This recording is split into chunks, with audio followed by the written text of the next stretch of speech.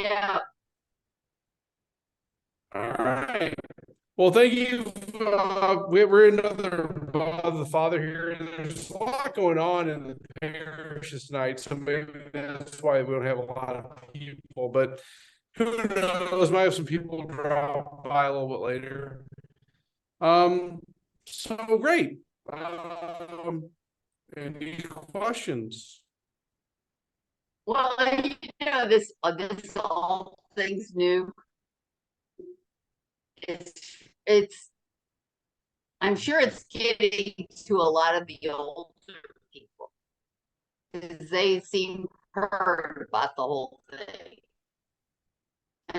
And they don't understand there's unless we slice you guys up, we're not going to be able to damage, all these churches. But I think what they're afraid of is that their parents and everybody took care of, you know, making sure that this parish was developed and everything, and then all now all of a sudden, because of the lack of priests, they're not being able to keep their church. And that's what happened to St. Dominic's, because a lot of those people, they refused to go to St. George. And they ended up at Seven Holy Founders. And, you know, Yeah, no, I think there's something there, Mickey. I mean, because yeah, I mean, and I think that's somewhat understandable. I mean, because when we think about the church in general, right? We hopefully think of like permanence, right? Something that's always going to be there. Uh, right. yeah, and Well, so when I was young, everything revolved around the church. You went to church all the time. You had nuns that made sure that you were at mass every morning, went to church before you went. You even said the Pledge of Allegiance and the Our Father and Hail Mary outside on the playground before you walked into school. Everything was revolved around prayer. And I don't think it is anymore. I think it's kind of lost its way. yeah, I mean, I will say, in my experience in the parish community, I mean, that's still emphasized quite a bit, especially in the school. Uh, Mm-hmm. but I think there's something to that. I mean, because yeah, I mean, we kind of talk about these different eras in time, right? Even Mm-hmm. eras of church. Right. And I think, right now we kind of define this era as like what they call the post-Christian. Mm-hmm. And I mean, there's different ways to look at that too, like post-conciliar, um, postmodern, all these kind of understand like our contemporary time. There's a lot of different ways of defining that. But I think it's also important, and this probably, I don't know if this really helps, but when we think about the church in the United States, um, we're actually relatively a new baby church in reality. If we look at the time of the church and in the just being like kind of present in this territory. The first I guess European travelers, native people that migrated here over the land bridge or whatever. They were not Christian, obviously, because they weren't, exposed to that. When Christianity first came to this country or this part of the world, it really wasn't until the early late 1400s. So, of course, Columbus was a Christian. He was Catholic. He was Italian. The people that he was with were all Catholic and Portuguese, at least, and not Spanish. And so there's this kind of understanding that the really exposure of the faith didn't really happen here until very late in the actual life of the church, and just even before the Catholic Church, the Jewish faith. So when we really think about like the church here in the United States, for instance, we're really talking about maybe 250 years at this point, which in the whole grand scheme of things is really a blink of the eye. And so maybe the ponder and think about, and maybe it is, maybe it isn't. But the same thing happened maybe in Turkey, or in Asia Minor, or in Greece, or in Italy, or in these other areas where Christianity expanded, were they going into some similar issues after 200 years? Yeah. I don't know. I mean, we hear about these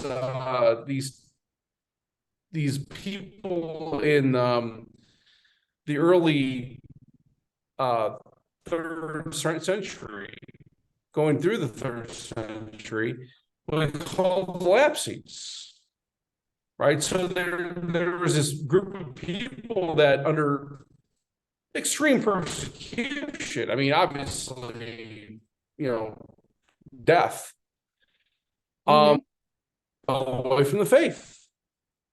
And I'm guessing that at that time when those things happened, there's probably a similar kind of thought about, well, okay, where do we put our priests? We're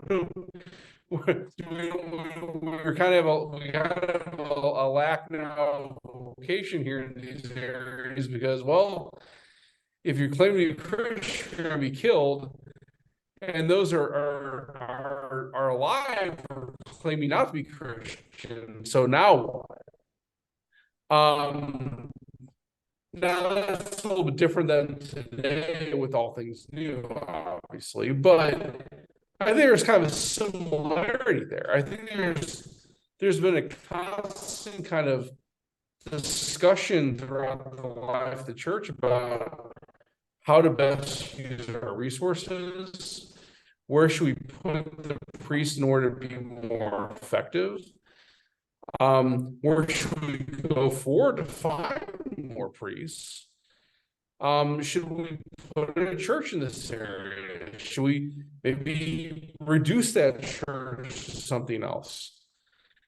I think that's kind of an ongoing discussion that's happened all throughout the life of the church. And in many ways, we're not unique in that here in St. Louis. Um, I think kind of, but I mean, maybe the reasons behind why those decisions were made might be different than today, or maybe not. Um, but yeah, I can definitely sympathize and even empathize. I mean, you look at my home parish in Immaculate Heart, who's no longer a parish anymore. The church is, It kills you. yeah. Well, Yeah. here's the thing. I mean, I don't know. Maybe I'm a little bit different in this respect. Um, I can see there why the decision was made in that respect. Uh-huh.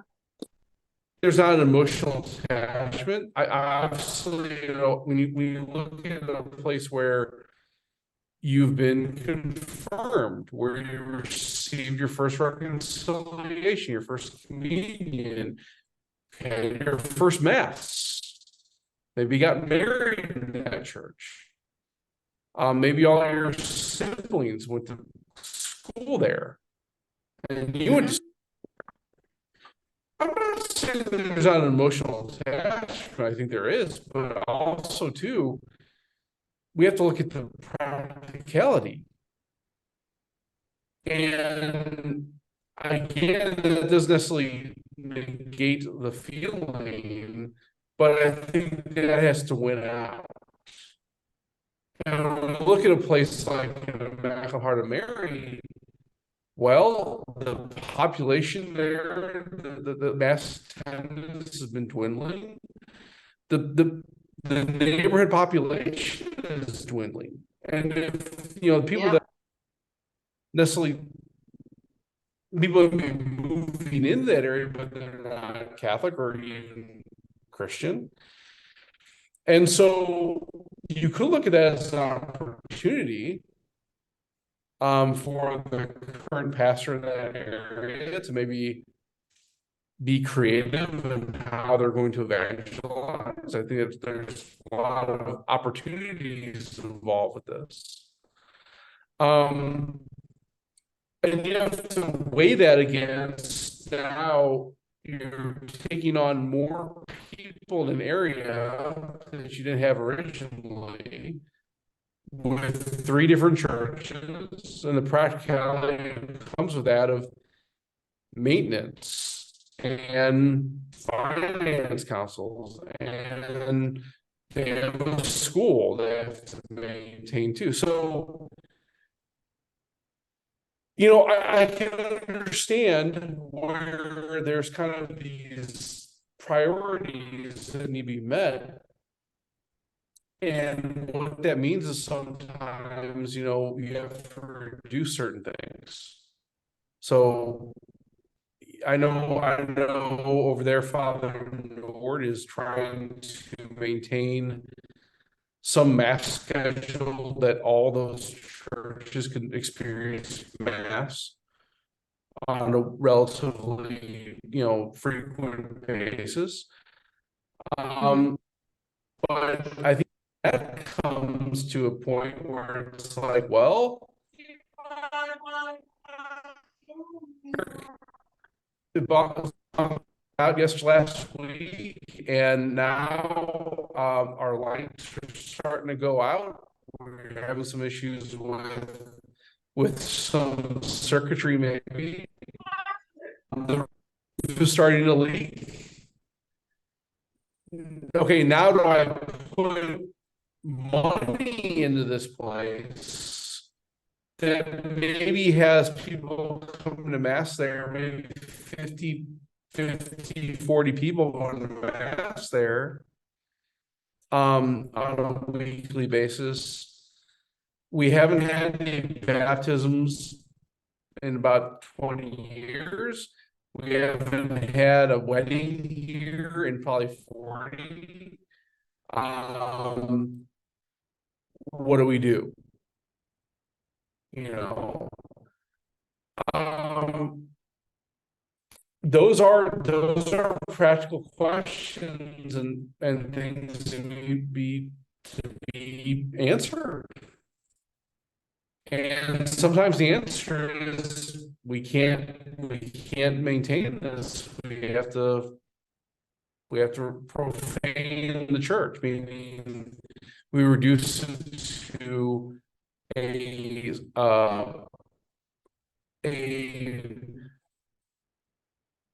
secular but not immoral use. And so that's some questions that have to be answered in the next few years with a lot of these places. But yeah, I think that there's something about that like, especially these parishes, maybe they've been around for a while, like St. John the Baptist, like St. George, like JP2, where there has been kind of established history, where grandparents and parents have gone there and they've raised their children in those neighborhoods, and you want to hand that down to your future generations, and now it kind of feels like a failure. I don't know if I would look at it that way as a failure. I think It's not a failure. It's just time. American people don't go to church like they used to. Let's face it. I mean, when we were little, everything was revolved around the church. Everything. When my I don't know if we can't necessarily go back to that. I think we can. But sure. Part of that again is being creative in the way we minister and the way we interact, but also, I mean, what's kind of fascinating here, Mickey, is like, I was looking at these last like 3 weeks, and I'm telling people, told Father tonight, over these last 3 weeks, every time I hit the pillow that night, I've gone right to sleep. Mm-hmm. Just because going back and forth between two parishes and trying to maintain presence in two schools, and even doing things like Father, or these other things like tonight they got back to school night, which Father is at. I've been very fortunate. Father Leahy's kind of let me off the hook a little bit recently, because he wants to be present in these places and figure out where we should be as far as these like meetings, but also too, like, there's 2 finance council meetings, there's 2 parish councils, there's 2 scout troops, there's we have a youth group, and I don't have a youth group, but when you're thinking about a parish life, you basically double now your time. And so, okay, now my schedule's more full, which is awesome. But where can I fit in maybe an opportunity to maybe have, like, I don't know, introduce a young adult mixer, or maybe like a CYC dance like I used to have back in the day. That takes some planning, it takes some coordination, that takes some time. And I think now, as priests, we're trying to look at now is, okay, where is that time? What is necessary right now to go forward and where can we actually find maybe opportunities to grow. I think in many ways this plan was kind of maybe I think it was meant to free up priests a little bit more to do certain things. And in some ways it has. But for your average parish priest, I think all it's really done is added more to our schedule where we don't have the little time we have is now gone. So that's fine. That's what we laid down our life for. That's what we were asked to do. That's what we pledged to do. So good. But yeah,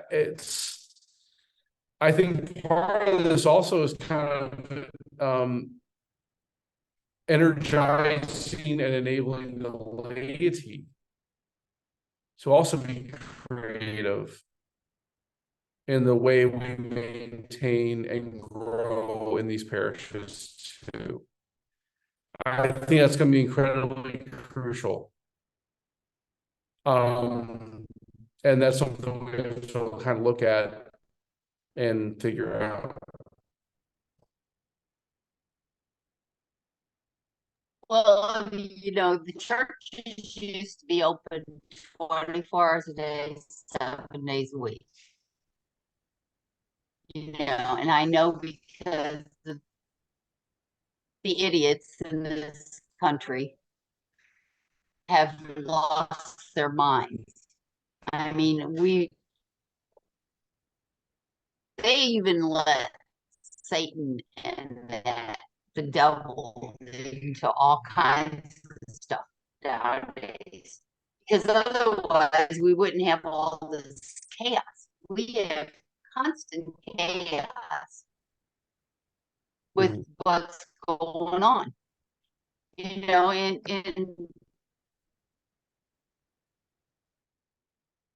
like I tell everybody, we're in big trouble in this country. We need to pray extra hard because I said, right now, I said, the people like that are tearing down the country are the people that are succeeding. And that's sad. Because, my grandma came from Italy. She wouldn't marry my grandpa till he had a boat. She was serious, and he saved 3 men's lives in World War One, and they were on a boat in 1919. Well, I mean, and I think it's kind of a factor too that's kind of brought into play with a lot of these things is, you kind of mentioned about, preparation for certain things in marriage, right? The practicalities. And I think also too, like we're not necessarily seeing, yeah, you're right, we're not seeing that anymore, where people are not coming to engage in these sacraments, engage in that life. And part of that's because, we haven't really done a good job of maintaining that. Kind of allowing these opportunities, but also too, like there has been a decrease in catechesis and kind of the understanding of what the purpose of a parish is, what the purpose of the parish church is, even what the parish school is. So yeah, it's a struggle, And it's a hole that we need to get out of. And Uh-huh. part of this is turning that corner. We're gonna need all hands on deck to do that. Oh, I agree.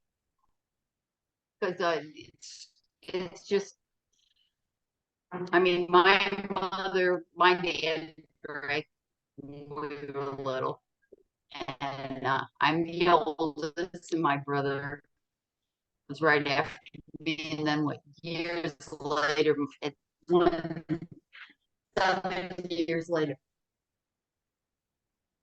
my my mom and dad, they would get in fights, and my mother would take us and walk us from where High Point Show is. That's where we live, up to St. Luke's Parish in the middle of the night.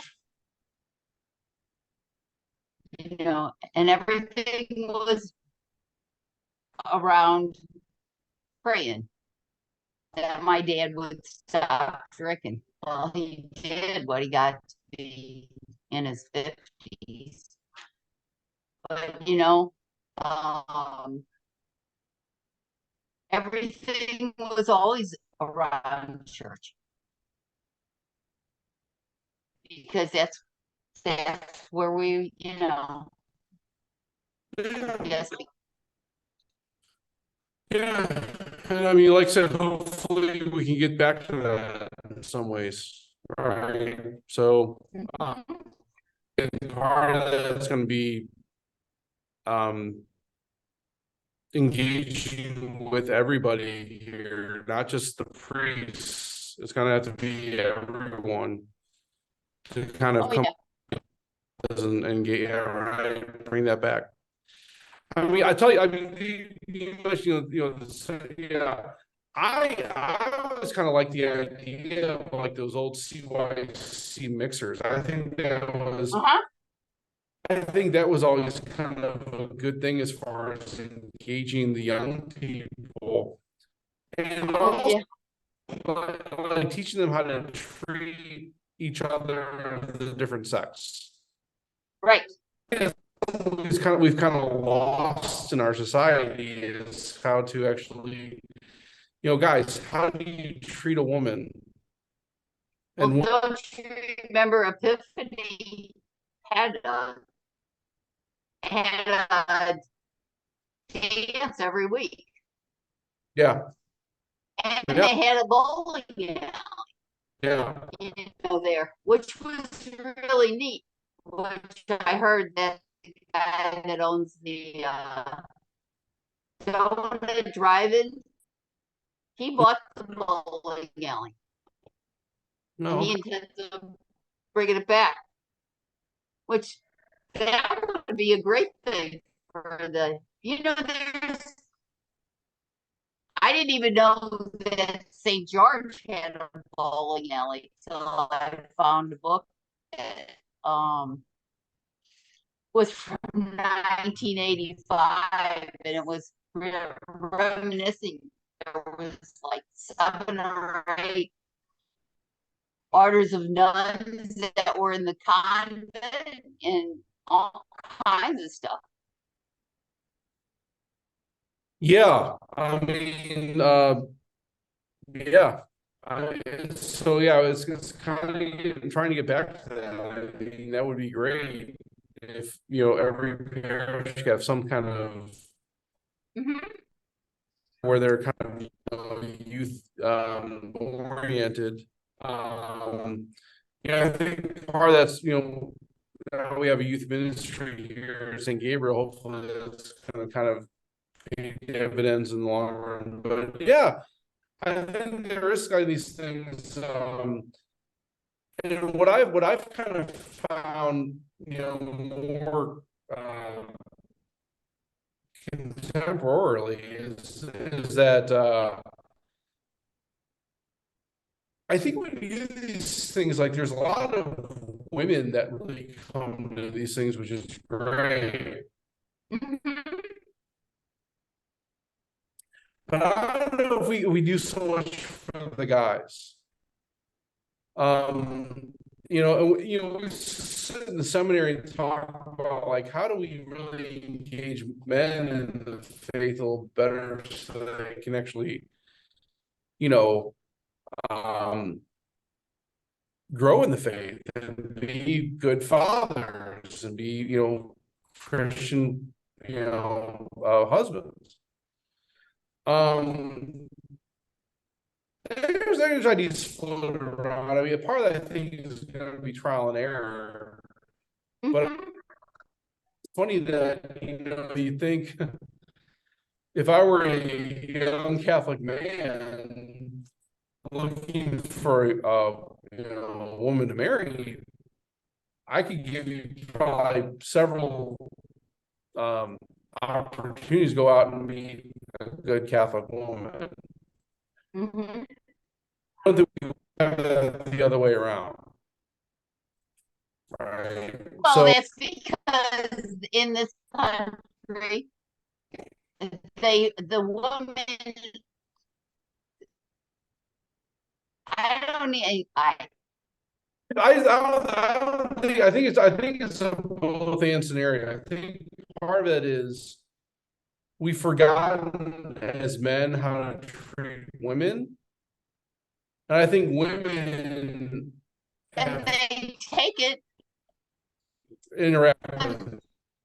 right. So I think so part of that first off, I think though, is gauging the sexes individually. So, Mhm. we do a great job. Like there's one with the well. There's a lot of these great parish organizations that kind of tailor and foster this kind of growing the faith in women, which is great. For the men, I think we're kind of lacking. I mean, in all honesty, I think even between the two parishes, between St. Raphael and St. Gabriel, they have a men's club over there, and they do have a nice Columbus that is, I guess, active. I don't know. And over here we have Holy Name. And from a social standpoint, I think those are great organizations. Really, they foster great community. They foster, kind of an appeal. I think where we're lacking there, though, where the women kind of have good understanding of this, is there's not really a faith aspect in those organizations. So, I think the most that done is maybe they start their meetings with a prayer, which is good, but little after that. Whereas the women, I think, in this parish, you have a lot of outlets they can go to and experience the faith in a deeper way. But also, we understand that men and women are different. They receive in different ways too. So part of that, I think, is trying to, okay, we have this thing in Holy Name, they do a lot of great stuff. How do we engage the faith in that respect? Right. Mhm. And that's once you have something established, that's kind of hard because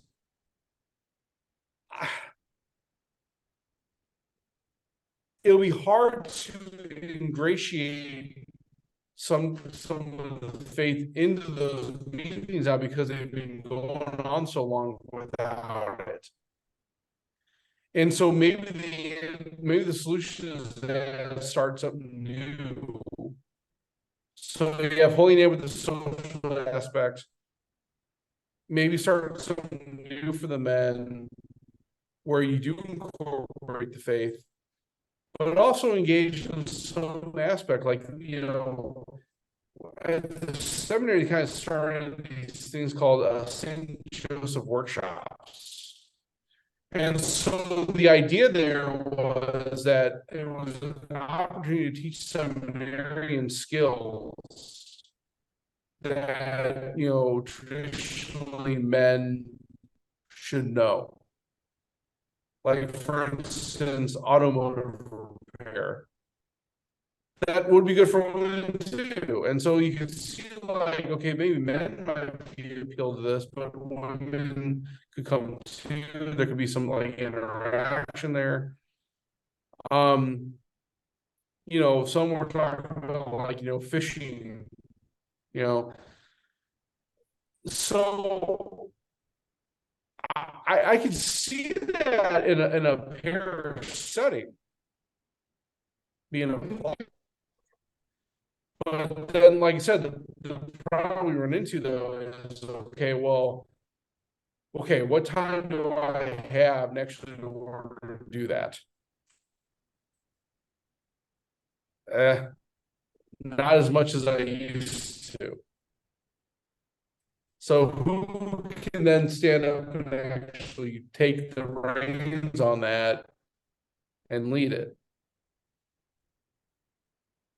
That's a good question. Because, you know, people also are busy too. They got kids. Well, and I think the priests have a bigger problem than anybody else because whatever they do nowadays revolves around sex. So always to get the priest did this, the priest did that. You know, they don't, I mean, an innocent, whatever happened. It's like Father Rothschild. He would, he had some kid hug him by the legs. And this lady blew it all out of proportion and you know, and so then what happened was when he went to Queen of All Saints, that's where my grandkids go to school. They, my son was, he got up in defense of the Rothschild because he said these people were saying, screaming and yelling at him like he did, like he was some kind of animal. And he said, "This is not the place or the time to do this." And he said, "And you don't really know what happened." Right. Well, yeah, I mean, in many ways, it's kind of interesting that the only reason I'm here is because there was such an outcry against Father Joseph Chang. Mhm. He was initially going to come here, and Uh-huh. again, I think there definitely And is. I mean, he I was another one that was exonerated. well, But yeah, then nobody ever remembers that. yeah. But the point is, Mickey, what I'm trying to say there is that, you know, there could be prudence saying, okay, look, parents are going to be on guard regardless, whenever there's an accusation. I think people understand that. Yeah. I think the error with Father Zhang was that it probably been better to put him in a place without a school at first, so you can Yeah. gain some confidence, regain some of his reputation, and kind of grow into it. Put him in a parish with the third largest school in the archdiocese. I mean, I think the plan was that people might get initially upset, but eventually when they get to know him and learn who he is, they wouldn't be. And that may have been true. But the problem is you have to deal with the initial reaction. And I think Father Rochel's experienced that at Queen. That, okay, even though there's no substance to these accusations. Well, even the fact that there's an accusation causes problems. Now, and I do sympathize with Father Rothschild, because, like, I can't tell you how many times I'm out in the parking lot or in the cafeteria, and one of these first or second graders or kindergartens run up and hug me. Yeah. It's never like I'm never alone with them. There's always out in public. There's always. But that's what I can't understand. Do these people not realize little kids are very innocent? They're innocent to the point where they do things that people can use their imagination and dig up all these bad things. But, people gotta realize that's one of the things we've lost here. Well, I think that stems also from the fact that hurt people hurt people. So a lot of these accusations, or maybe the people that experience this, they've had some of their own experience. And maybe this is a way for them to bring in their minds justice or bring closure or whatever. I don't know. I mean, if you want to, assuming charitably, I would always assume there's something going on with them that they can't necessarily see this as a act of fatherhood or charity. Or just something that's, you have, I mean, honestly, if I'm out of the parking lot and I'm being surrounded by first graders, yeah, they're gonna run into me. They're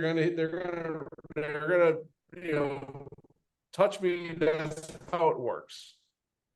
Well, they love adults, That. Yeah. But that's how it goes, right? I know. And that's what I don't understand. People act like everybody's a robot. And you're supposed to say, oh, no, get away from me. So part of that too is like trying to establish proper boundaries. So when that does happen, I say, I say, can you please give me some space? Understand that. Yep. But initially, when that just happens, you have no control, right? Now, once you start establishing that, I think they tend to get the picture.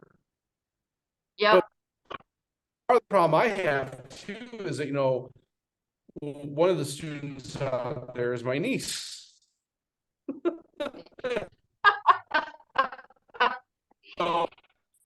Come give me a hug. That's really bad. Okay. But also I might try to like, hey, let's try and do that more, not here. So people. Well, if you're anything like our family, you're kissy face. So I'm sure you don't do that there. Well, I mean, I think I told the story before when it came to these things. Like there was a time when I first got here to St. Gabriel, before my parents moved into the parish, Mhm. I was over at their house with my nieces were over there. My dad was there, and so we were sitting in the living room, and my dad gets up and walks down the room, and he comes back about 15 minutes later through the front door. Mhm. I'm like, where'd you go? Where were you? He's like, oh, I went to go get a paper. And my response was, you can never do that to me again. Mhm. What do you mean? And I'm like, I can't be He left. doesn't even realize which. Right. And so, I mean, the thing about it is like, his point was, well, wait a minute, why is that a big deal? You're their uncle. And yeah, I am. I would never do anything. But what my thought goes to is, and I'm not saying this is going to happen, but let's say if it ever occurred where my brother-in-law would want to leave my sister, Right. all he's got to say is I touched him. That's it. My sister, Right. Oh, right? I know. So I'm very, very, very attentive to that. I don't put myself in situations where I could even be accused. That's an excellent recommendation, because that's what's happened in this country. People assume they know what's going on, and they don't. Yeah. No, it's a struggle. It's a struggle, but unfortunately there were some, clergy that did take advantage. And Yep. that's Oh, I'm not, I'm not saying that every priest is an angel, but you don't, I mean, like, I don't know if you remember the guy that was at St. Raphael's, that they set up a thing, a farm, a sting, and I'm thinking, isn't that an entrapment? Isn't that against the law? You know? well, I mean, I think in the court of public opinion, you are guilty until proven innocent, not the other way around. Right. Yeah. I know. And it's sad because I think we've lost a lot of Catholics that way too. You know, uh, people are so. I don't understand why people don't appreciate what we got. In this country, we got freedom. There is no place on this earth that has as much freedom as we do. And Yeah. yet we're throwing it away.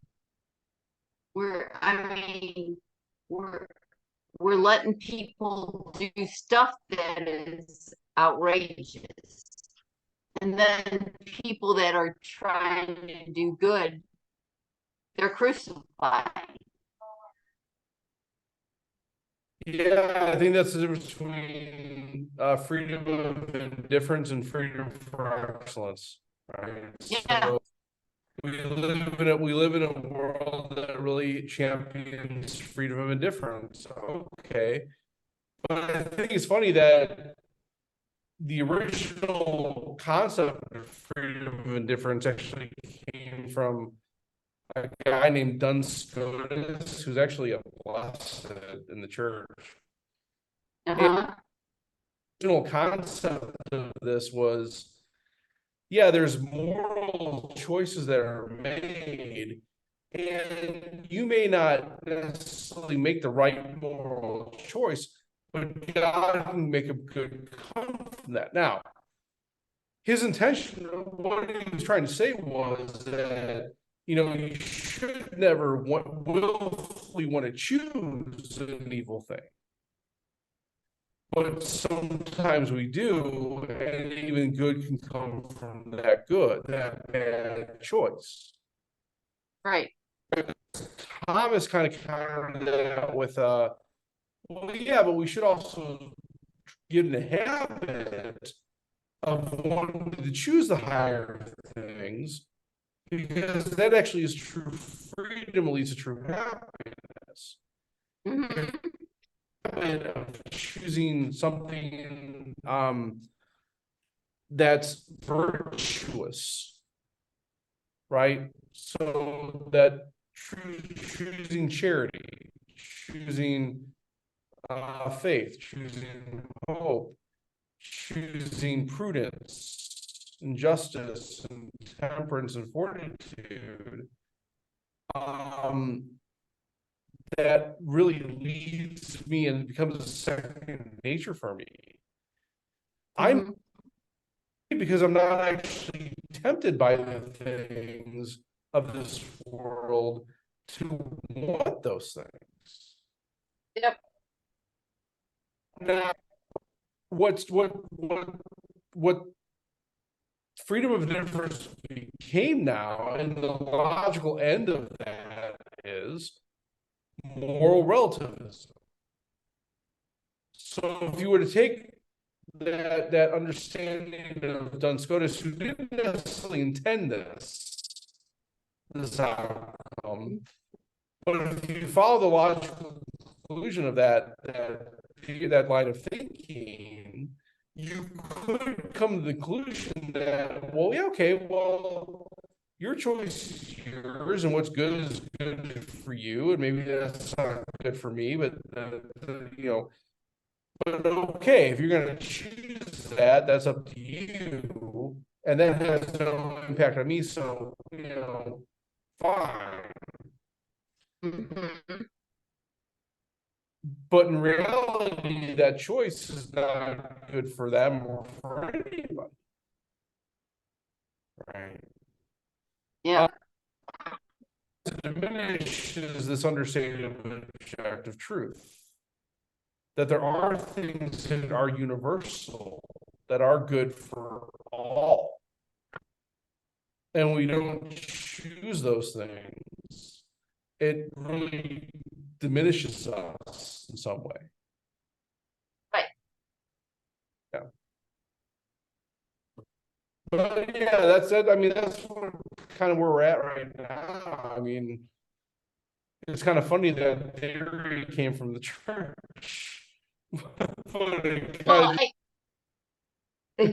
but I mean, all this crazy stuff about homosexuality and transgender, and they're doing this to little babies and kids.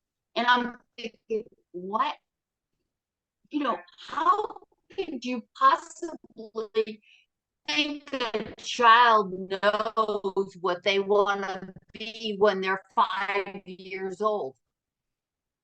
Anybody that's had a child knows that they want to be mops or brooms or whatever at one time or another. yeah, there is. I mean, there's like a level, and this is kind of I think where it comes from is that there's a level of. So let's put it this way.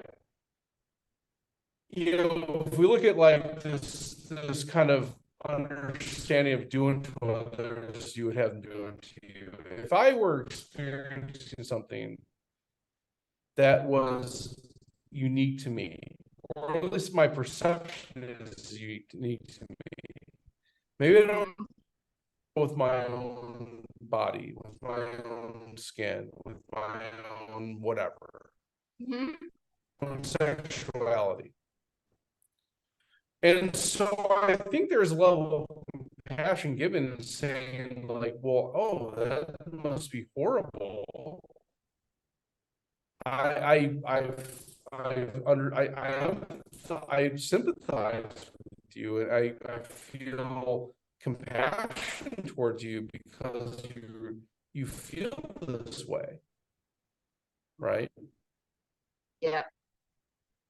Now that's good. That's good to have compassion on somebody and walk with somebody and talk with somebody and get to know them in a deeper way in that capacity. But then what happens, I think, in many cases is it turns from a level of compassion into my compassion now is condoning. Yeah. Words, I do feel for you, and you know what? I'm now filled with maybe righteous anger. Maybe it is righteous anger. It's virtue. Saying, okay, this isn't fair that you feel this way. Now, how can we stop you from feeling that way? That's a great question. That's actually a very compassionate and loving question. And there are many solutions to that question. Now, it seems though that we as humans, we take the path of least resistance.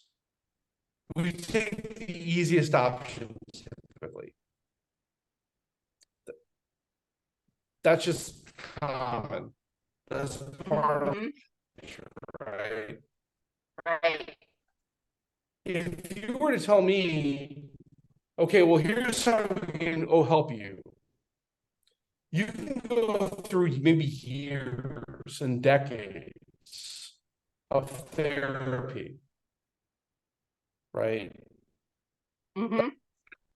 Trying to grow emotionally, grow in your understanding, grow in your perception of yourself. That will be hard. It'll be difficult. You're going to have to break down certain things, maybe perceptions you have that are maybe not in line with reality. You may have to actually kind of question yourself in a deeper way and figure out who you are as a person and struggle with that. And even then, there's no guarantee that you'll be completely fine at the end of this. Or I can have you take the surgery and take these pills. And in a matter of maybe a year, if that, moments, you can actually have your body conform to what you think you are.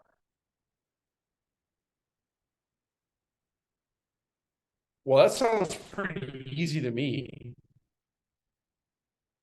And if that's an option on the table, I sure. Why wouldn't I take that? So I mean, that's to say, I don't necessarily fault people in those sort of situations for making that choice.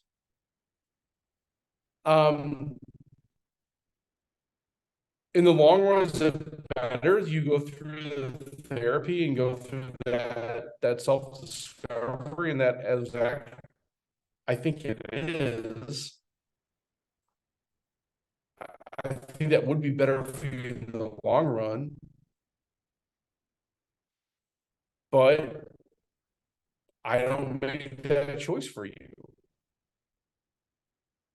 That's what freedom is kind of all about. Is that you can make now you mentioned when it comes to children. Well, I think that's kind of at the heart of a lot of the debate is what level do you actually say that consent is given? We were talking this afternoon with Respect Life Apostle, and we're going through these the letters, the audience of John Paul II that formulated his theology of the body.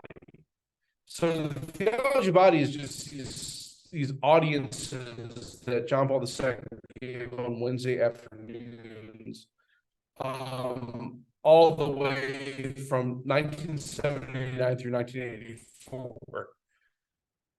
And so it's these huge tomes of these audiences. And there's been books written about it and everything. Well, today we were talking about, they were talking about original happiness, original innocence. And it was really kind of talking about shame. And how that Adam and Eve before the fall, they were naked with each other and recognized each other as a good in themselves. That everything else in creation was actually designed and created for them, directed towards their good, or really the glorification of God.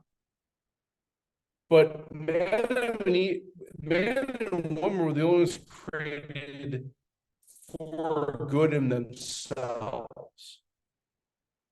In other words, they're an end. They're not a means, they're an end. That's how man and woman were created. And so,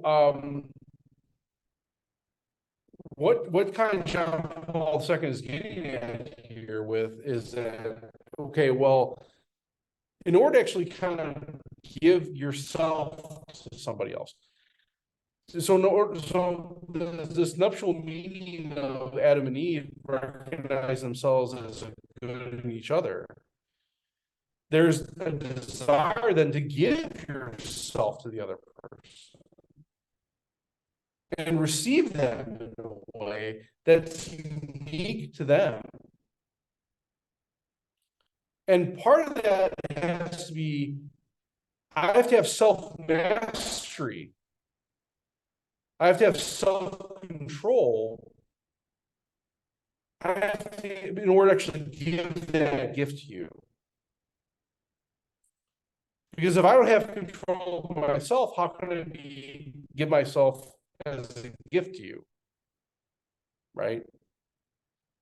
So what that kind of boils down to is like this kind of understanding. Well, for marriage, for instance, be valid, what the church says that will be a valid marriage to have capacity or capability, consent, and context.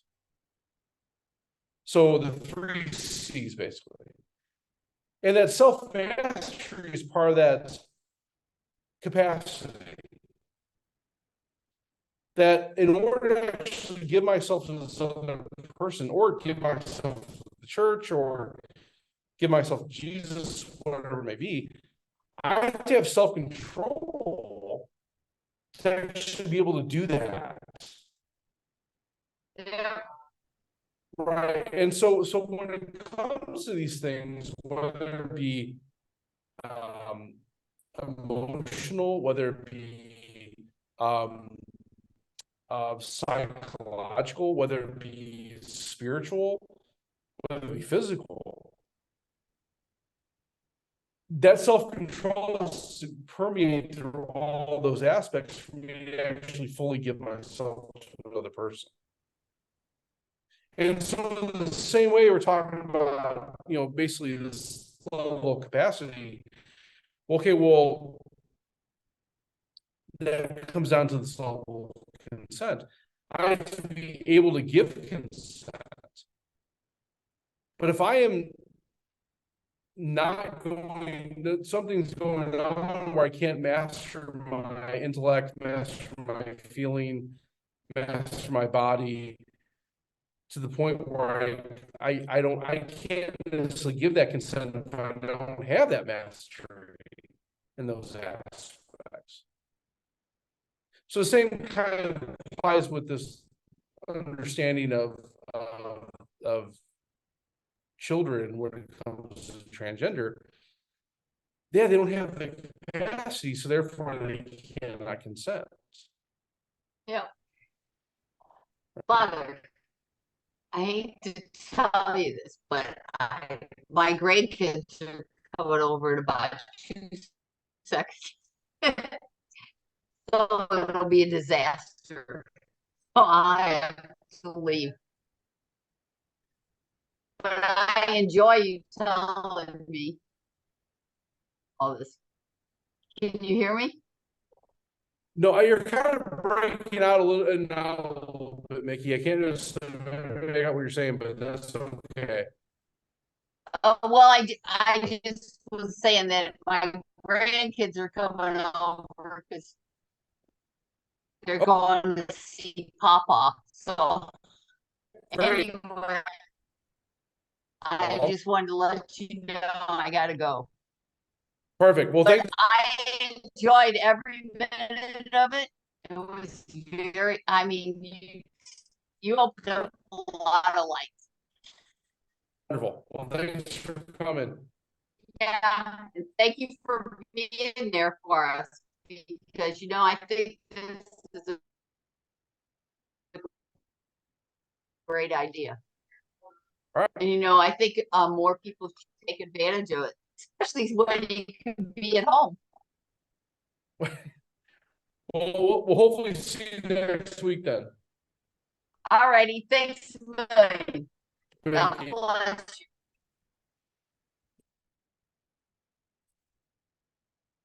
Hi. What do you got going on tonight? What's going on around here? Back to school night. Oh, Yeah, back to school night tonight. That's why a lot of people.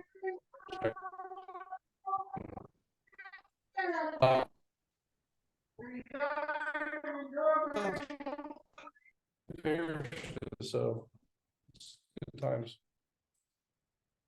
yeah, any families with schools? Not schools, but we are seeing a lot of alternate between the parishes. So there's a lot of Gabriel people going over Rayfield, a lot of Rayfield people going over Gabriel. The masses. Well, yeah, I was gonna go to Saturday mass last week. Yeah. I forgot to set the alarm. With a 5 to 4:30. I was gonna go to 7 in the morning. Oh.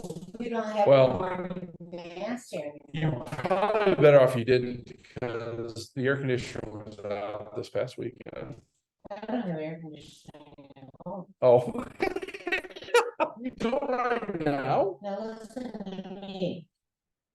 My poor cat, Yeah. and she's not going there. Now she's a suffering cat.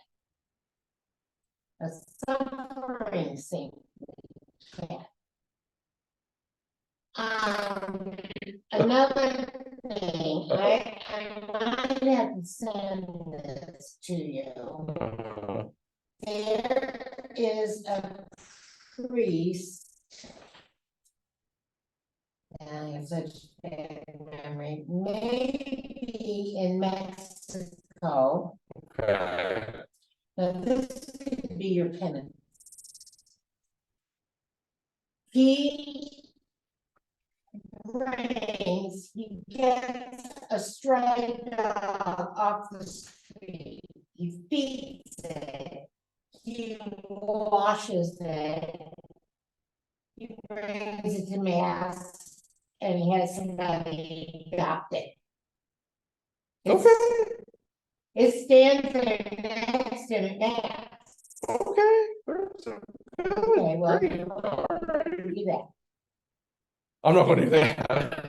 Because rescue a litter one.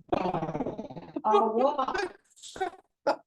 I'm not gonna do that, but I mean, that's a good Now priest. that is extraordinary. That I'm sure. Sure. Yeah. And all those little ducks. Listen, I'm not for like, destroying, but I mean, it's good to help animals too. I'm not saying that's wrong. I'm But just saying. there's a picture of him saying yes, and there's a dog sitting right there. No, I don't He didn't give him communion, did he, or think what? he didn't give him communion or get or baptized, did he? They gave him, No, but that was the Bernese Mountain dog. That dog was. oh, we talk about that, yeah, we do. But it was stupid. Okay. But the best part of it is beyond the soul of the dog. That's so great. That sounds like him. Well, those these little boys. Anyway, I seen my Henry this morning. Hmm. I don't know who his teacher is. She's a second grade teacher where Henry is. I don't know. I haven't looked into it yet. I'm still trying to figure out. Find him. Sit next to him, watch him. I have not had. I had 6 o'clock the first week here. I haven't had a daily mass here since. Oh, Yeah. really? Right. Well, it was strange. The children were there, and I guess, the children had to be reading. The children didn't carry the candles, the crucifix, Okay. or Well, to tell you the truth, I'm not necessarily. help the gifts. I'm not necessarily opposed to that. So here, Yeah, I think know. I think we're trying to get back. So Rayfields does they have the daily mass every day with the kids, except for Fridays. But the kids only minister on Thursday for the all school mass. So I don't think that's a bad idea, honestly. But they didn't bring it. They didn't bring up the gifts. Yeah. They don't do that over there either. Yeah, all the teachers. The teachers. Yeah. I haven't brought gifts at all this week over at Rayfield. I have it up there in the altar. So, because I think they do a different structure. It's more like a daily mass over there. And so the kids. Well, yeah, what I'm saying is, there's no usually daily mass when you have an offertory, when you do all this stuff. So I think they're trying to I think we're trying to merge as much as we possibly can to make it more.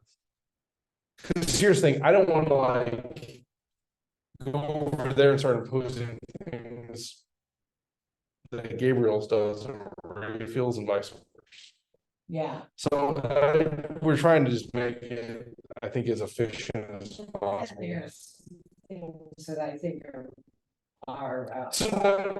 leaning. So I will tell you, well, I will tell you though, Christine, I didn't know that.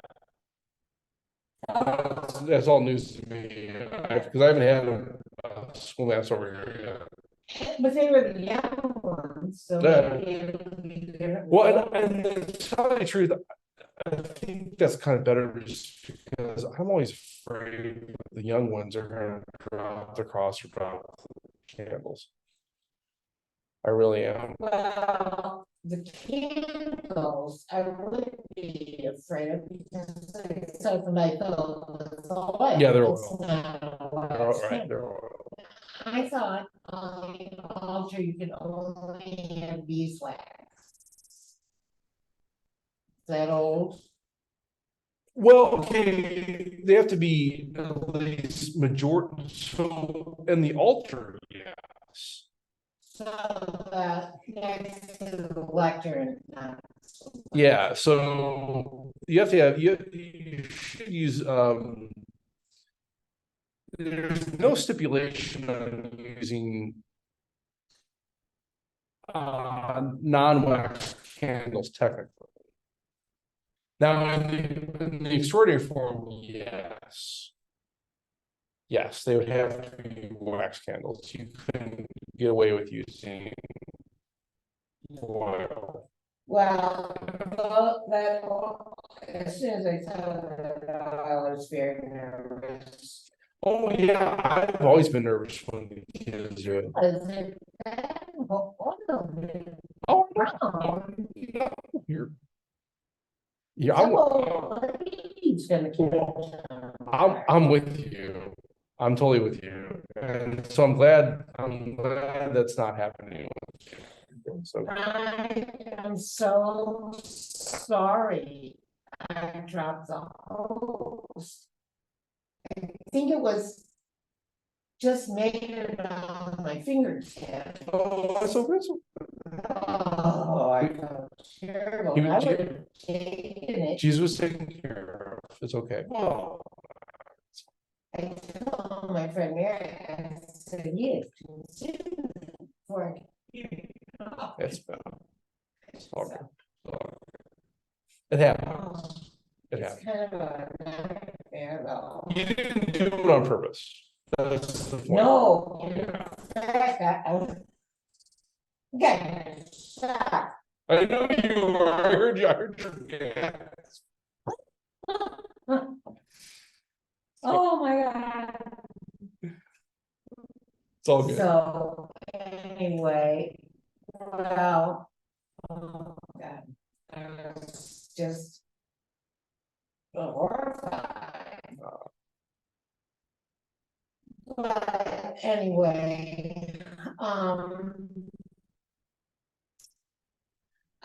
yeah, and the passing of the basket. It doesn't work so well with all this spaced around. I don't know why I didn't put any money Yeah, but I tell you what, but honestly though, since we went back to the baskets, the collection is actually more. in. Really? They are, they have been. They have been. They have been. Cause Yeah. they're like sitting there, cause they do. Yeah. No, I do that too. I mean, I do think as well, and so good. I like the notion of we're all contributing, Mhm. but we're all doing it Yeah. together. Which is fine. But like that, but I have noticed though, the collections have been bigger. Really. Yeah, they have. Yeah, they have. Ah, So I mean, I think that's working. Well, yeah, maybe. But the crowd's been bigger too, so I mean, that could be part of it as well. We actually have had pretty big crowds these last few weeks. We just, I put a board in there. Oh, yeah, If you send your stuff, oh, yeah. so it looks good. Well, some people just still put their envelope in. Even though they put like faith You direct. know, my mother was such a stickler for the rules. She would not do envelopes, she wouldn't let us do them. Really? Well, she went to St. Luke's as a kid, and you know what it was like in the olden days? Well, she was born in 27, Hmm. so even during the Depression, they published what everybody gave. Those people. Like individually? Oh, Oh, wow, I didn't know that. family. Okay, wow. And it was published, and so all the kids knew, so the kids tormented each other. Was that common? It was you know, the parish does, the parish does, Oh, boy. but her father,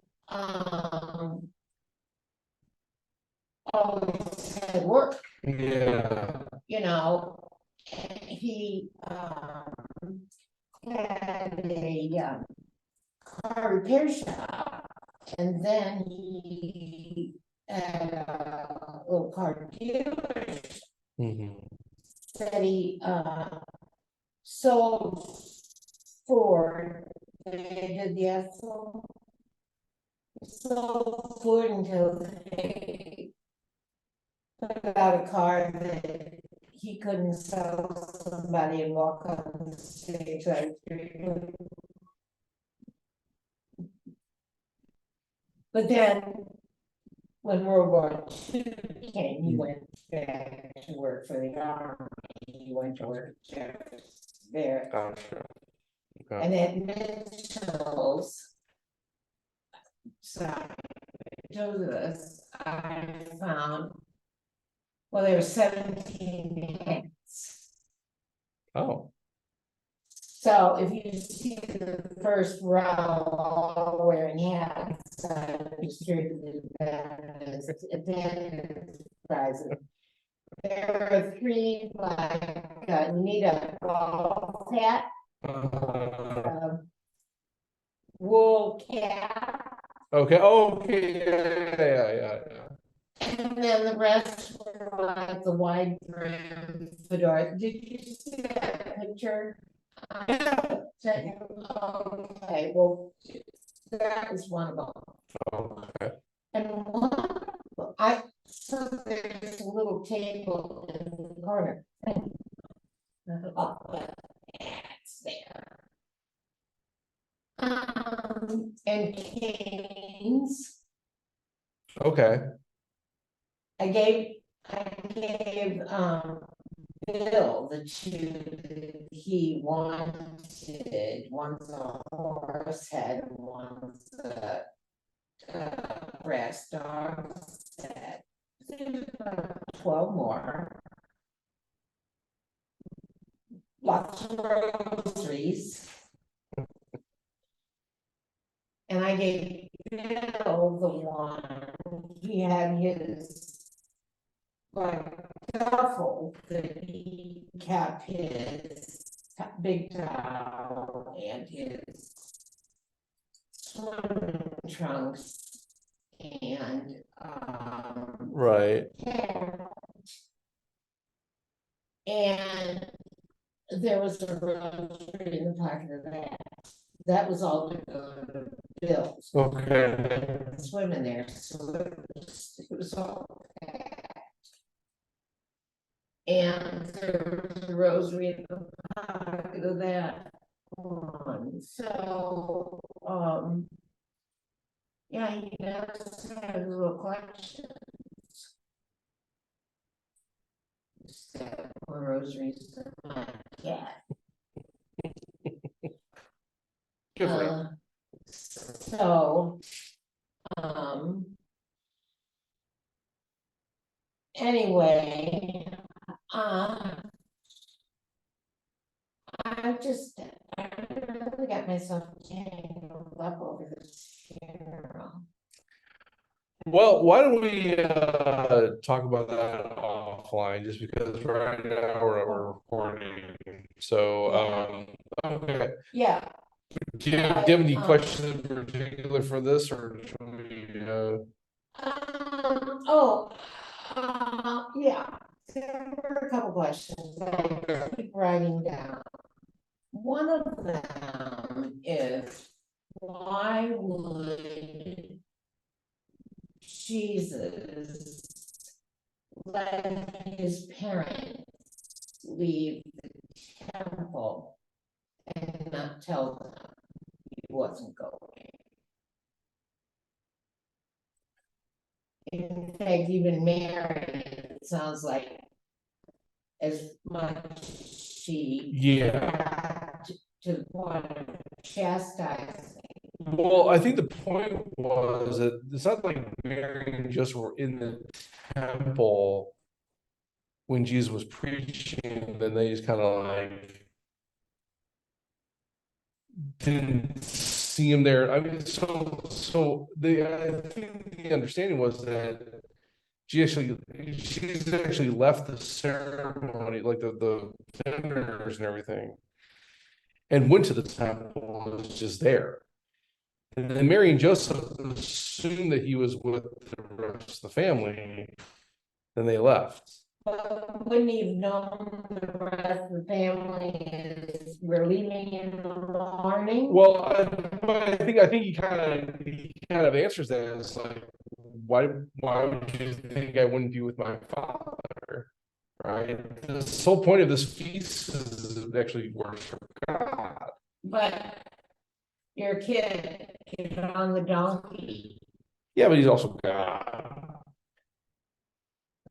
Yeah, but we keep hearing about these fully human, fully Yes. human, and Yes. well, Right. now he could have got married. Yeah, sure. Yeah,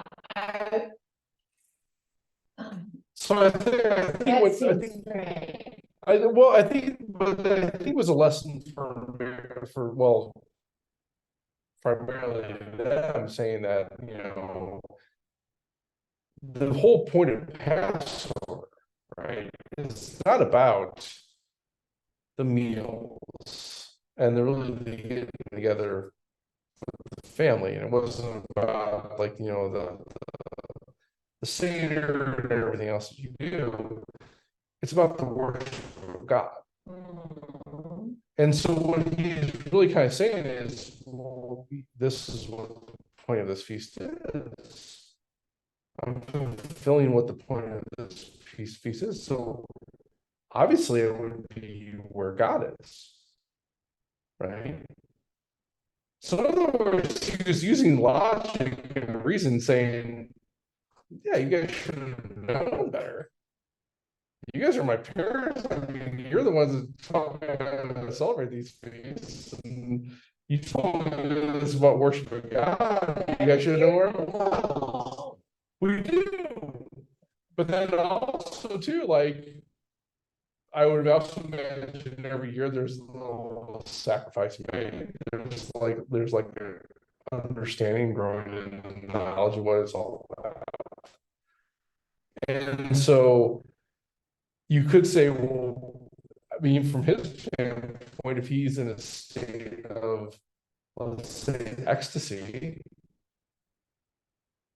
which very well could have been, it's very easy that time would have flown by and he would have known the difference.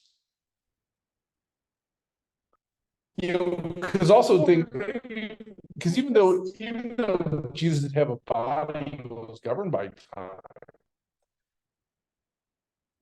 There's kind of a question about like in his soul and his heart, his mind. He's still outside of time and space in many ways. Well, and that leads me to another question. I read an article on the www. And this isn't new. It was several years ago. The American Medical Association analyzed what happened. Oh, yeah. Surgeon, Yeah. read that? Well, actually, a few years ago, the AMA came to America is a Catholic Association of Catholic doctors or medical doctors. They came and gave a presentation on it. Okay, because this was not Catholic. This Yeah. was, okay. And in it, it's horrifying, but they said his bowels were exposed, his bones were exposed. And there's a painting of a back that's just got red flesh around. Yeah, sure. All right. Well, that would have put a human in shock. Yeah. And using that much blood, Yeah. there would have been no carrying of Right. So, did he?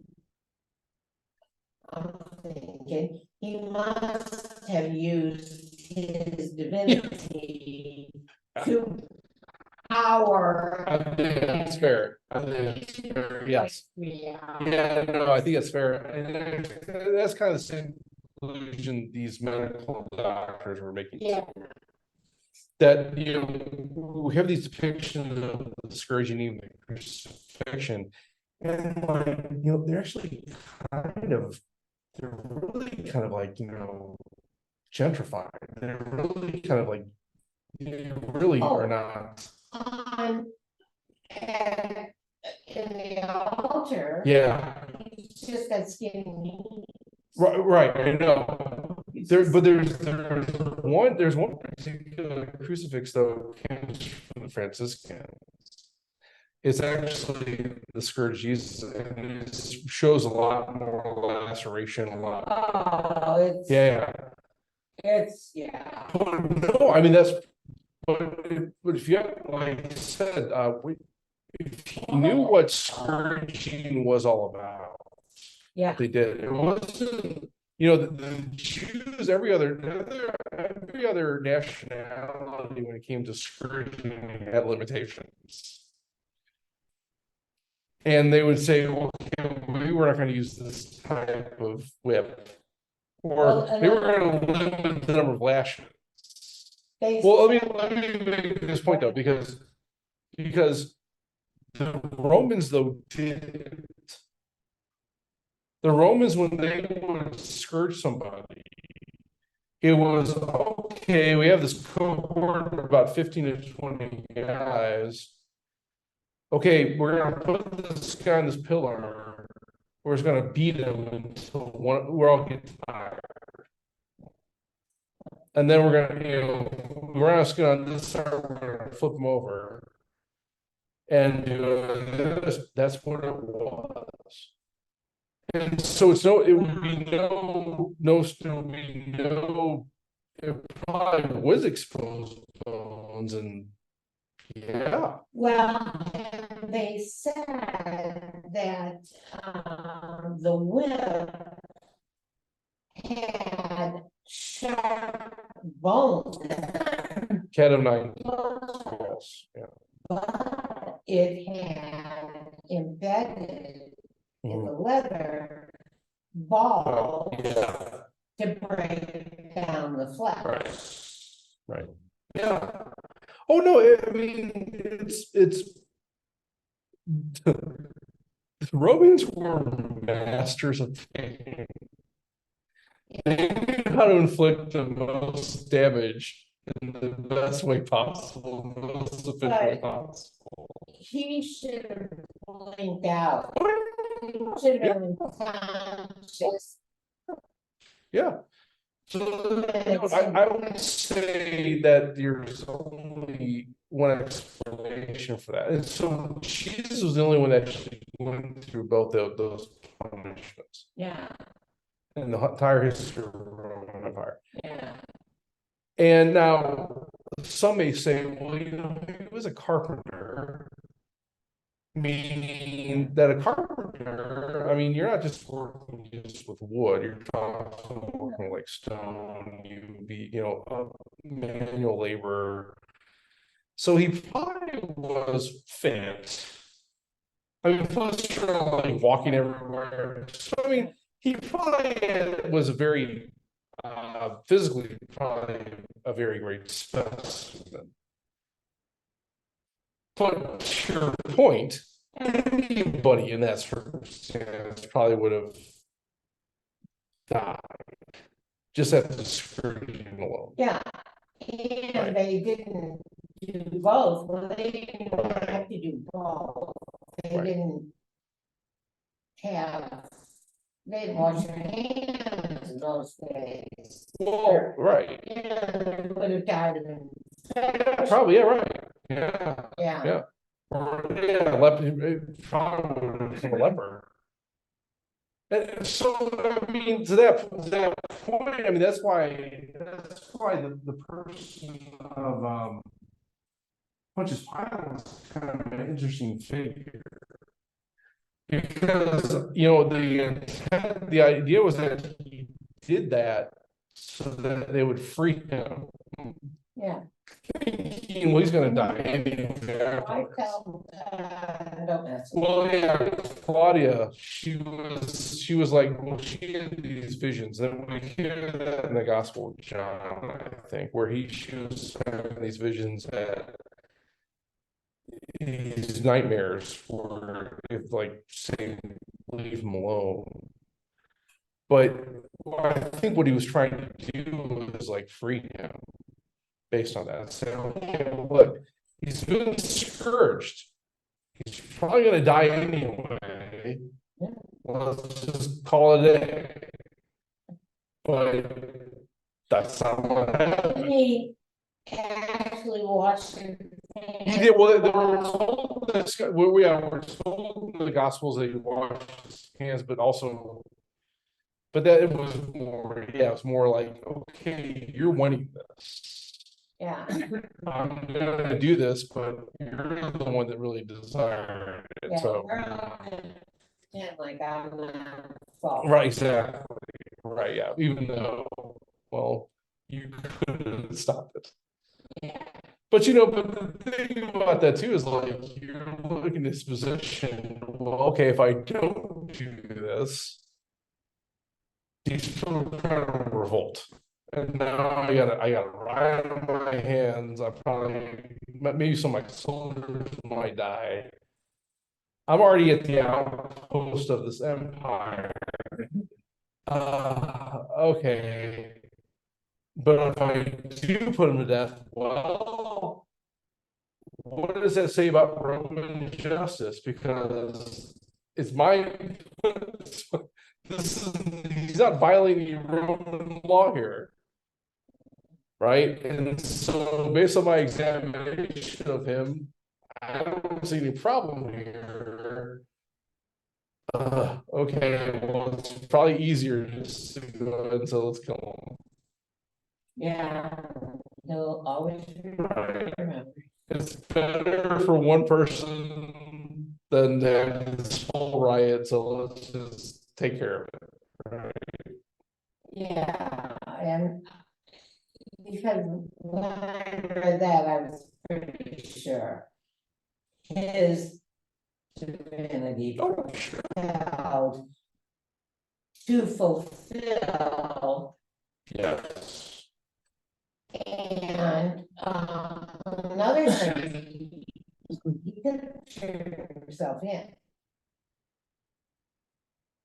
But What do you mean? What do you mean by that? When turn? well, You mean to he the? knew they wanted him, Oh, sure. Yeah. but he waited for Judas. So there's the time when I thought Judas was the one he trusted the most.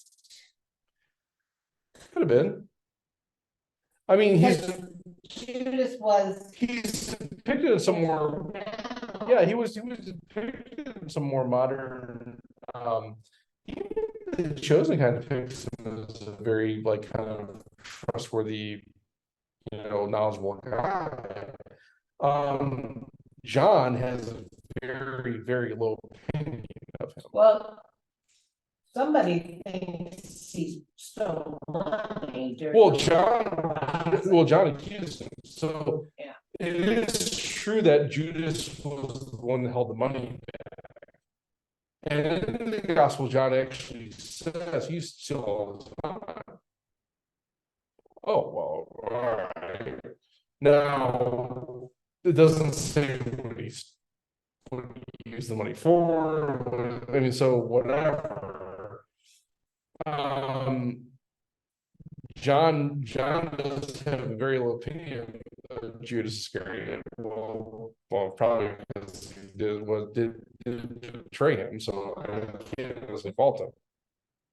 Is a very low opinion right now. Of Judas Iscariot. If you read the Gospel of John, John comes out hard on Judas. Well, he has a low opinion.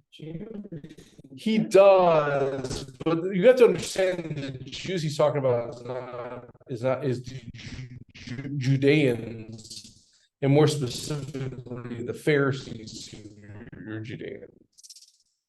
So when he says Jews, he's not talking about all the Jews. He's talking about a certain number of Jews. All right. Yeah.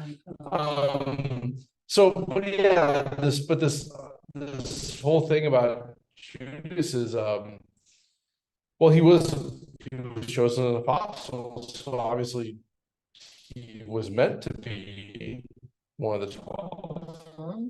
But also, yeah, he did hold the money bag, and according to John, he stole.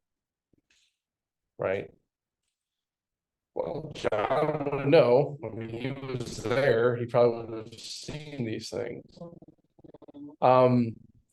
So maybe.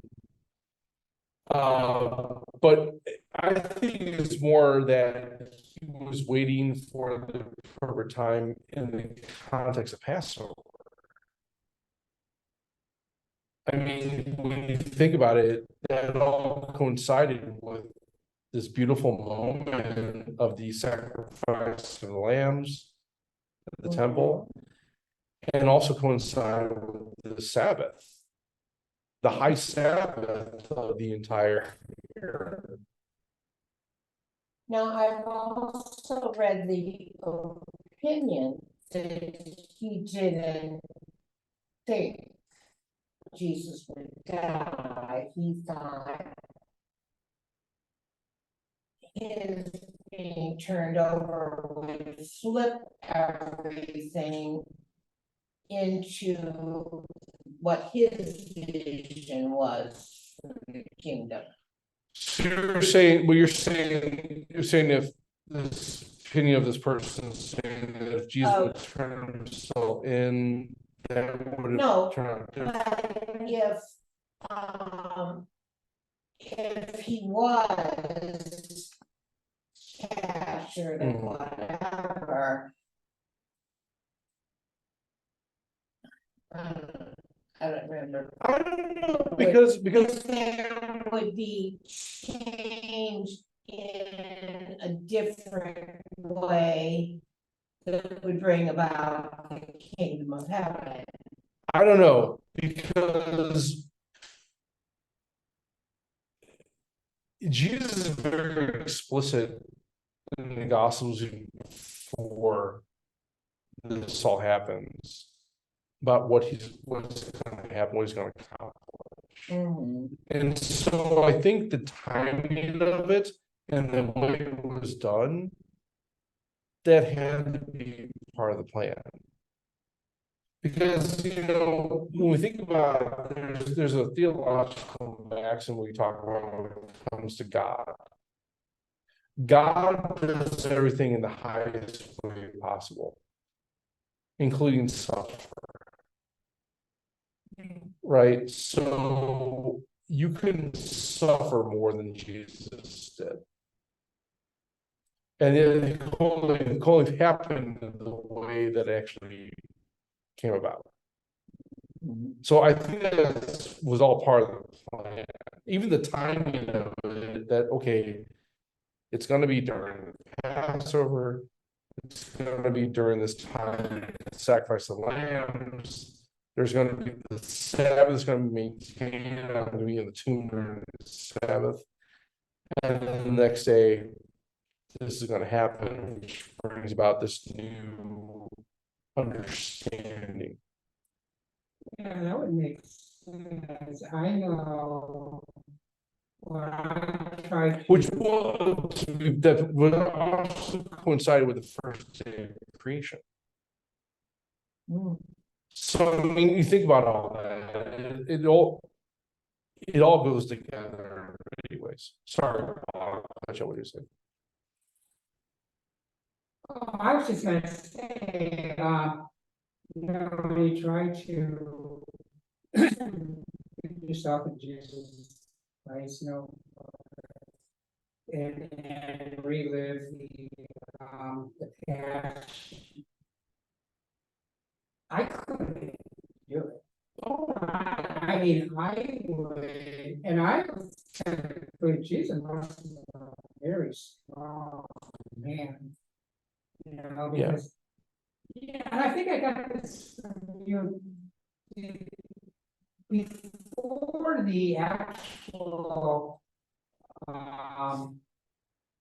excursion, was Jesus called by a demon? Yeah, so I've never heard of that. yeah, well actually, when we went to the Holy Land, this was told, like, so Father Charlie Sampson did research on this and told us about this, that it was common for prisoners that were held by the high priest guards, the Caiaphas, and Annas. That when they were held, they would never do trials in the night. So we never actually hold court at night to actually determine these things. That would be considered underhanded. That would be considered against the law of Moses. So if so, they apprehended a prisoner late in the day, which is what they did with Jesus. They would just put him down in this huge. It's about a 30-foot circular pit, and the person would be hung basically by his wrist from the top, and they'd be able to like touch the ground with like maybe the balls of their feet, but they wouldn't be able to like sit down or lay down. They would just be hanging there all night. In a tube. So these these cartoons you would see, guys hanging by their hands. Yeah. That actually did exist. Yeah. So I mean, it would be like you basically have your wrist bound, and you just you'd be on your balls, your feet standing straight up. And you just hang there all night. You did it all night then, for the rest of the night? Yeah, until the morning, it was brought back up the shoes, and they would, they sent them to Herod and all that stuff. The thing for me would be the garden.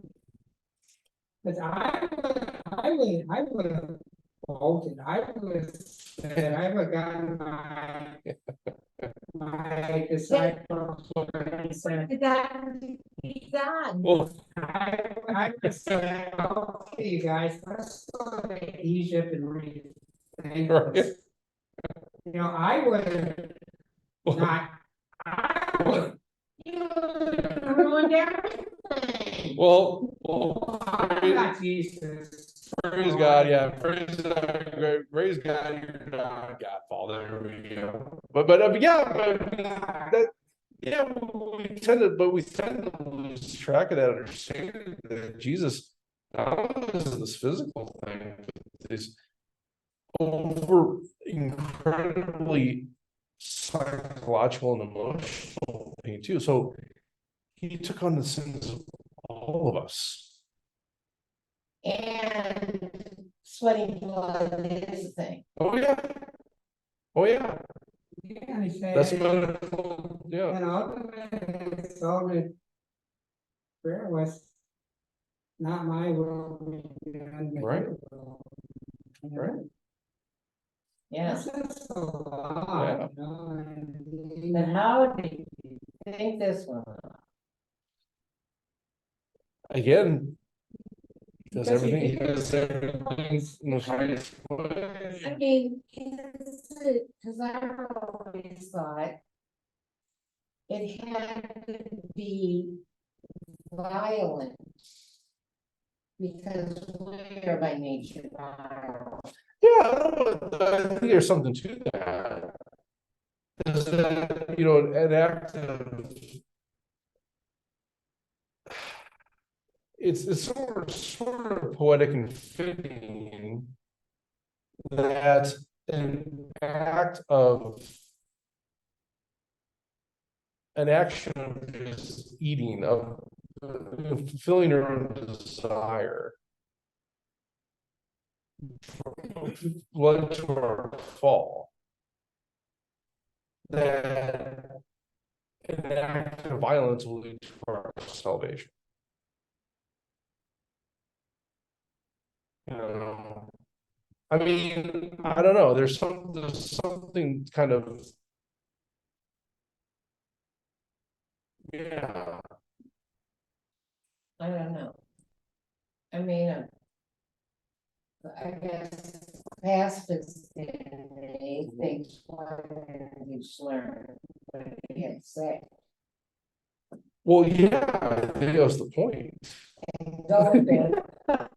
And that's why I think, and Right. not in the drama, but Well, I think that's part, and here's the thing. It's interesting because I don't know if you guys have seen the movie Nefarious. I think I brought it up before. yeah.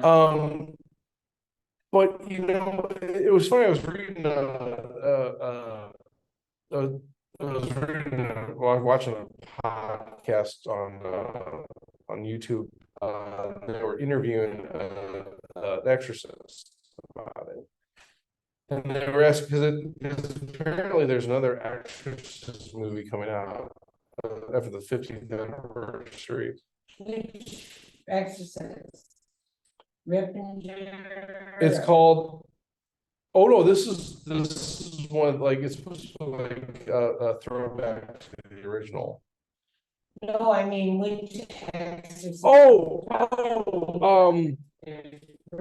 Father Carlos Martin, I think it's his name. Okay. But he was, so they were the host kind of asked him, what do you think with the nefarious.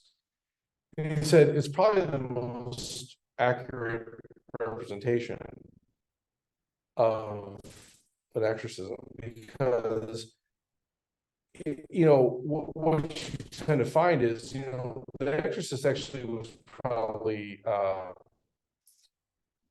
it was actually pretty accurate on a, you know, day to day, as far as like, you know, practicality. That, you know, the demon can maybe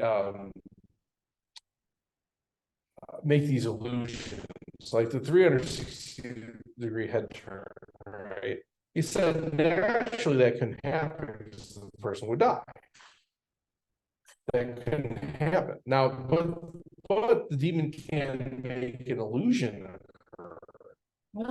It seems that way because he has that power. Now, what he was saying was that, you know, what they're just looking more at the physicality. What Nefarious did was look at the psychology, which is much more terrifying for a demon. And so, in that respect, I think it's something we tend to forget, is that these demons or angels have an angelic intellect. Yeah. And so, in some ways, this was a trick on them, the way it happened. Because an angel or a demon would see this and say, I got to fight and rage against this. Because they're compelled, because the sad thing about a demon is that they can't win. Yet they still have this perception they can. Well, sure, I think it's. Yeah. Yeah. He said, well, like any job, sometimes it's bored. Yeah. Right. He said they're not creative. No. And you meet the same demon, Yeah. which sounds strange because they're doing it. Oh my God. Yeah. When you meet the same one Right. that you already know the tag. Right. They're not creative. Yeah, this one was kind of saying the same thing, that the only time that there's sometimes like this level of like showmanship, Yeah. especially when you get like someone, let's say you're trading a new Yeah. they're trying to like kind of press. Yeah. But for an experienced exorcist, it's trying to see that it's like it's a hat. Yeah. You know, and so Yes, and throw chairs and things. yeah. Be Yeah. dangerous. He said, you know, they do the same, this particular one will do the same trick. And he said, there's things you don't do. You never answer the question. You ask questions of the demon. You ask the demon's name. A person should never engage. Right.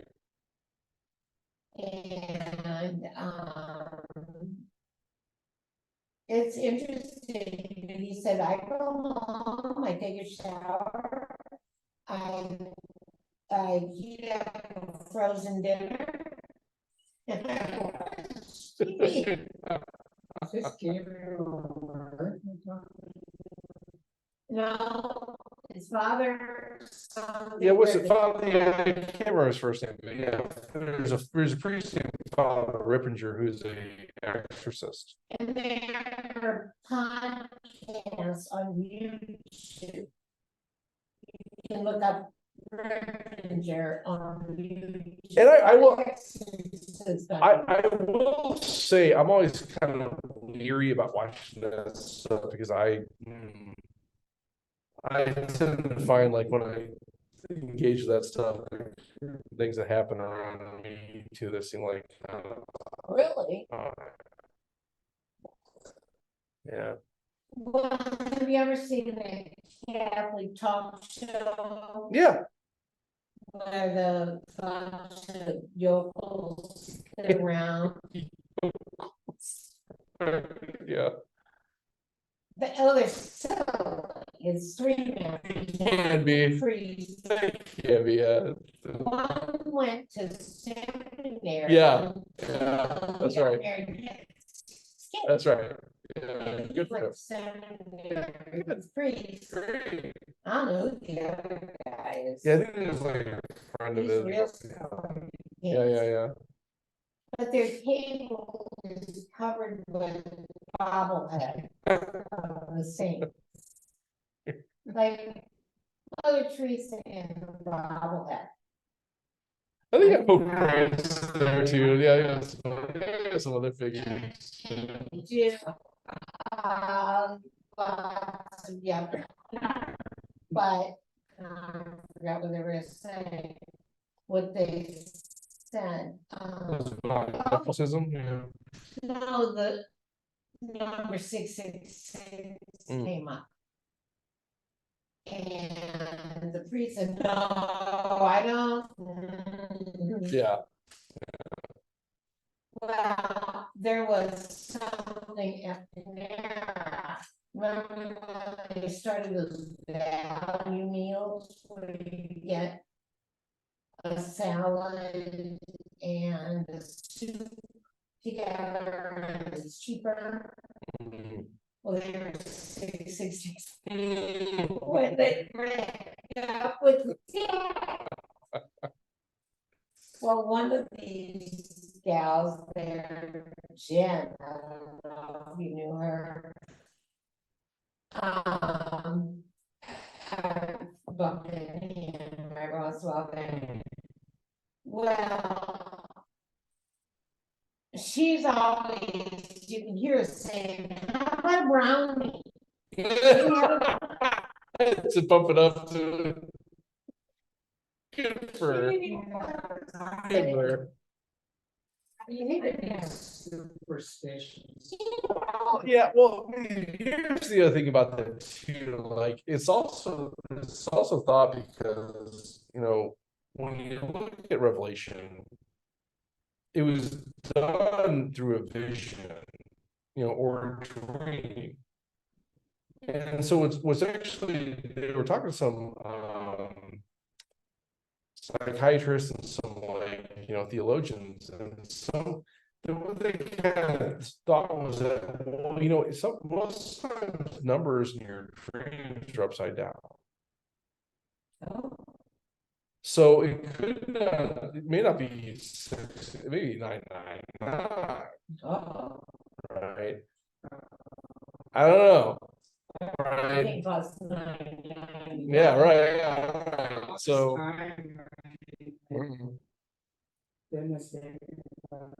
Well, I mean, I think you want to take Scripture parents' word and say, okay, maybe it is, but isn't that what's called the mark of the beast? yeah. And isn't that a code that gives you permission to trade?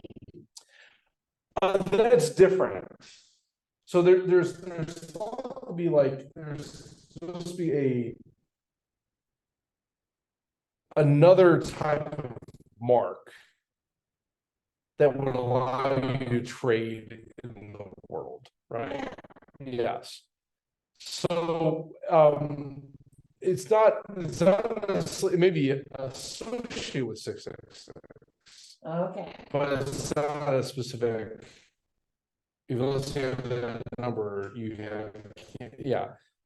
the 666 is mark of the beast to show that you're a follower of the beast. And so that's kind of what that comes down to. Well, there's a guy who camps at Panera all the time. And he plays guitar and he preaches. And he's got just his own special brand. Wonderful. And so he's talking to a friend of mine and Mary. When you said you thought you knew Mary McCaffrey, you're I do. thinking of Nancy.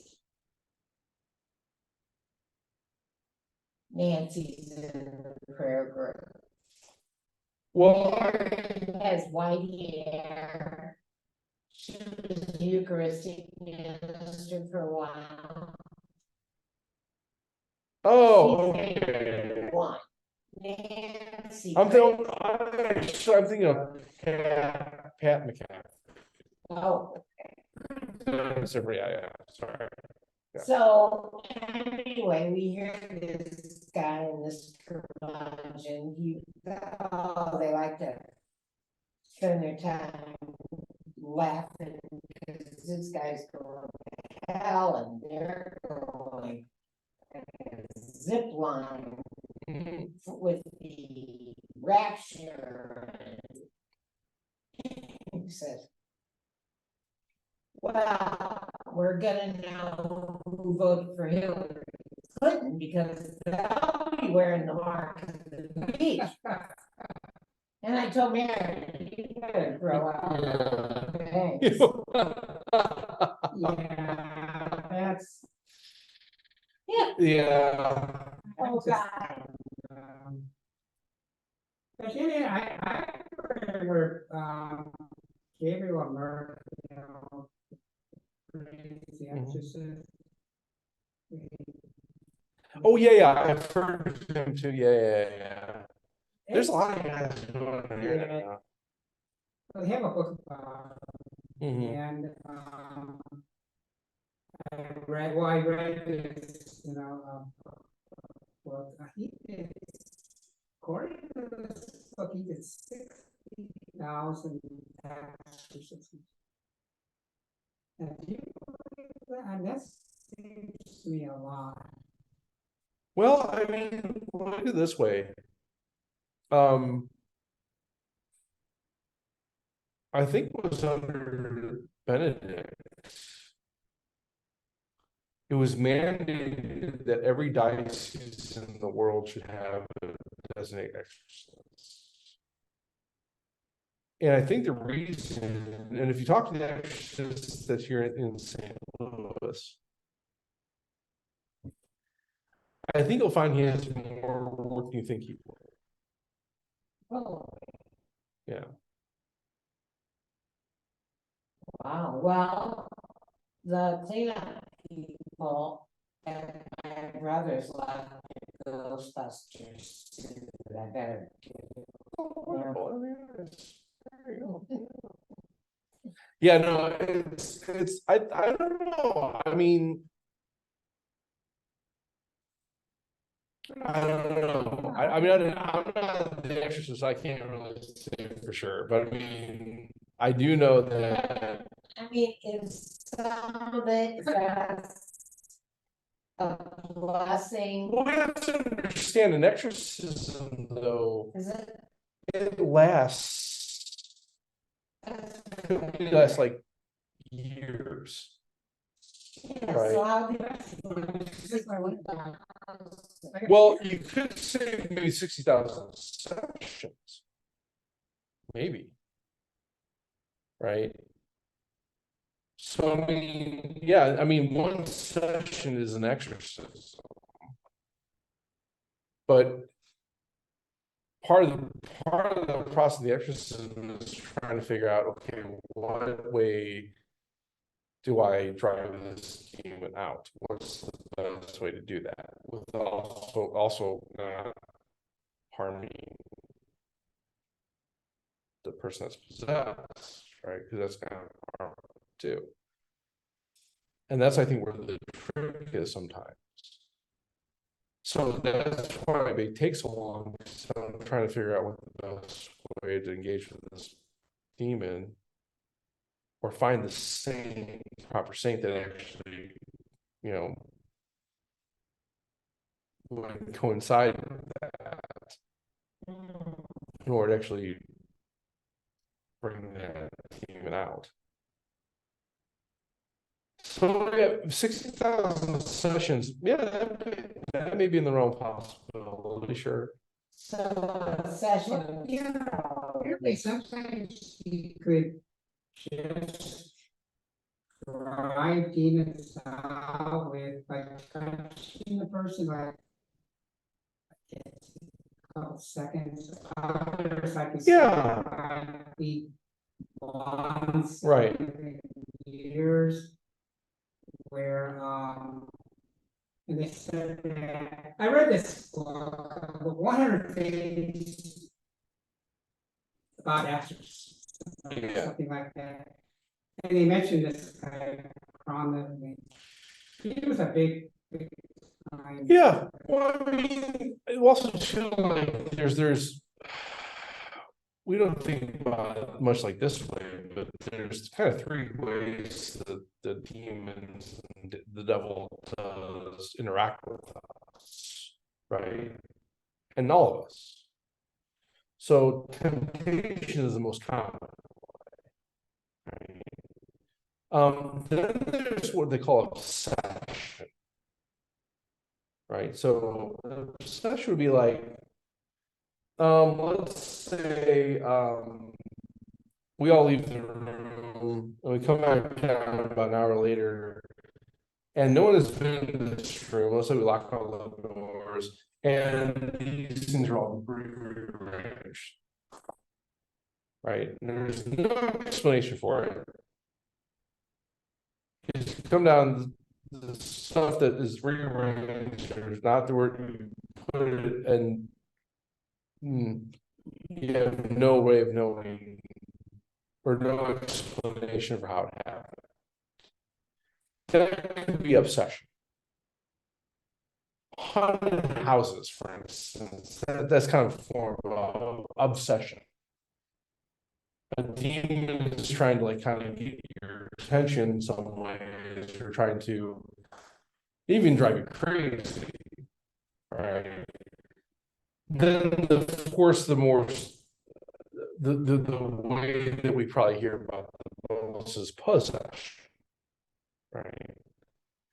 And those are where, like, you know, the movies and the books are coming from. So Like Linda Blair. And yeah. But like, you know, possessions though, I mean, how often they occur, I can't tell, but I do know that our physicist has been busy since he took over that position. So I don't know.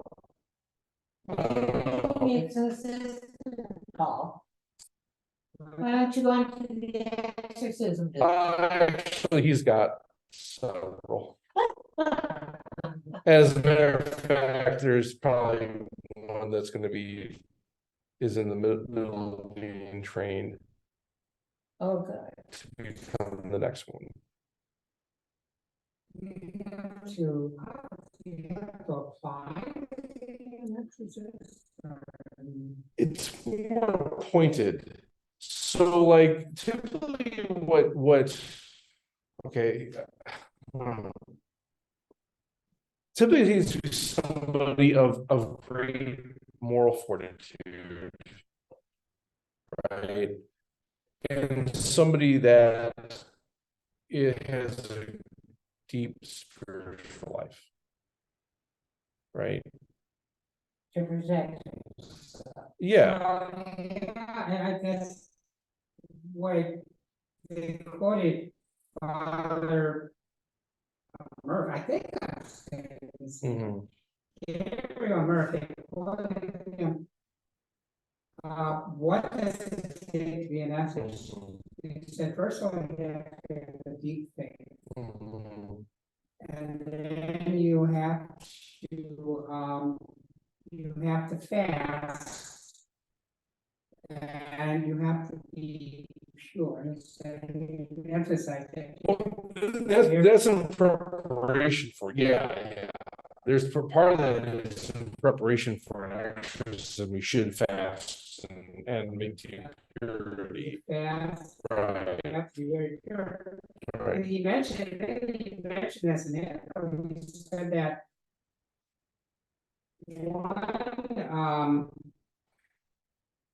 one priest, okay, apparently this priest was watching this exorcism, and he was like commanding the demon to leave, and then the possessed person turned and said, they started reciting all the priest said, Yeah, you know? And so in other words, the emphasize, you have to be sure, you have to be Yeah. very sure, yeah. to be an ass. Yeah, I mean, so it's also like, but also to this an appointment. So the archbishop usually, the bishop usually the one that picks those. So that also includes usually further study. So usually exorcists have to go to Rome. They go through a series of classes and that kind of thing. And then, so the other thing to recognize too is that to be an exorcist is a faculty that's given by the bishop. So every priest has the capacity to do it, but the actual faculty needs to be given by the bishop. So right now, even though I have the potential of driving out demons, but that faculty has been given to me by the archbishop to do so. And so therefore I shouldn't do an exorcism But you know, because I don't have that faculty. you would have to be able to distinguish between, how many call it, psychologically, just. Oh, sure. Yeah. Oh, yeah. Well, so usually, so I do know the way the process works. Is like, let's say somebody who thinks they're possessed comes to me. This is a parish priest. We talk, and the first thing I would ask them is like, when's the last time you've gotten a physical? Well, it's been a while. Why don't you go do that? Come back. Then it's like, okay, well, are you under any psychological analysis? Have you ever been? If the answer is yes, okay, well, let's go rule that out. Let's go back, talk to the therapist. Let's maybe get a therapist, get a psychiatrist. Let's talk to them and see if there's something else going on. Right. Now, if the person's unwilling to do that, that's as far as you go. But if they are willing, okay, why don't we do that? Come back and get maybe 3 sessions. As long as you get a clear bill of health from the psychiatrist Yeah. or the therapist. I just wonder about the way this country's going. You know that devil's very true, and he's not gonna come out and say, "Oh, you're on with it." Right. Making yourself right, you know. Yeah. Some of the things that are going on, like this quirky, you know, the gays are dancing in front of children. You know, to me, that is just out evil. And you can say what you will, but these things didn't happen 10, 20 years ago. But now they're happening. Where's this coming? Yeah. And that's what I'm really wondering about. Yeah, well, I mean, there's kind of a level of permissiveness, right? So, I mean, we have kind of lost a sense of, and we were talking about this earlier, objective truth and what's actually like objectively moral, and what's not. You know, I mean, you could also there's kind of both ends in that, right? So like, why would you be taking your children to something like that, And actually, right? applaud. Right. The guy doing. Yeah, so I mean, There's something. there's yeah, there's some aspects of that that needs to be kind of looked at. But I mean, as far as the exercise, like the process of exercism is concerned, yeah, all that has to be ruled out first. Yeah. As job of the exercise to maintain that, and as a parish priest, part of that would be my job too. So that, let's say that person comes back and says, you know, I've gone to a psychiatrist, I've gotten this therapy, and you know, these things are still happening. And from my therapist's perspective, he can't explain it. My doctor can't explain these physical things. Okay. There, exorcist, I got a candidate for you. I'm gonna refer them to you, transfer them to you. Person it's out of my actual exorcist, can he tell right away if this person is possessed? Well, it's funny, there was a, you know, some of these, that's why some of these podcasts are very interesting. Because there's certain things they do. Now, I don't think they divulge every way they do it. Like, so for instance, what was it? There was one of the extras talking about like this person said they were possessed, and so he's okay. So we had a conversation, and he had somebody from outside the room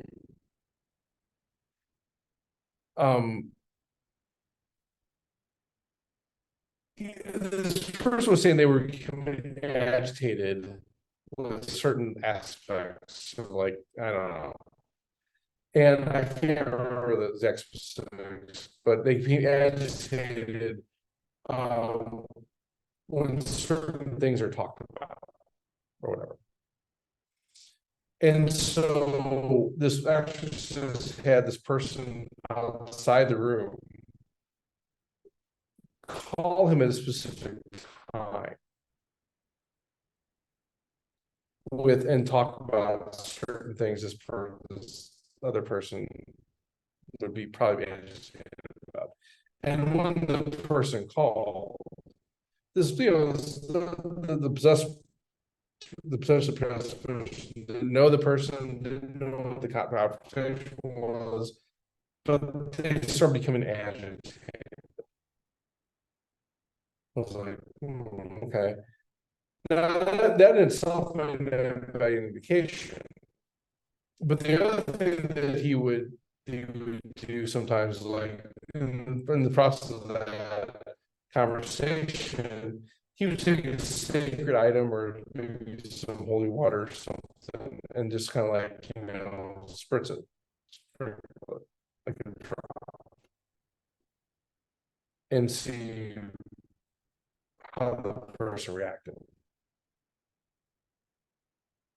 And this person that we're talking about, yeah, that reacted kind of oddly. Right. So I think there are ways they can help. But regardless, before they get to that, all that still has to be ruled out first. Before they actually perform an exorcism, They have to go through the psychological, the physical. So rule out any other possibility that it could be. Right. That's also why it may take a little bit longer too sometimes. Now, there are things to that in the process that a priest or anybody can do, and even, they may do these things in this preparation time, is what they call binding prayer. Right, and anybody can do a binding prayer. Right, and so when it comes to specifically obsession or temptation, binding prayers can be very beneficial. And so we're instructed as priests to do those in those circumstances. What exactly is a binding? So, I mean, it's kind of basically a mantra of whatever evil is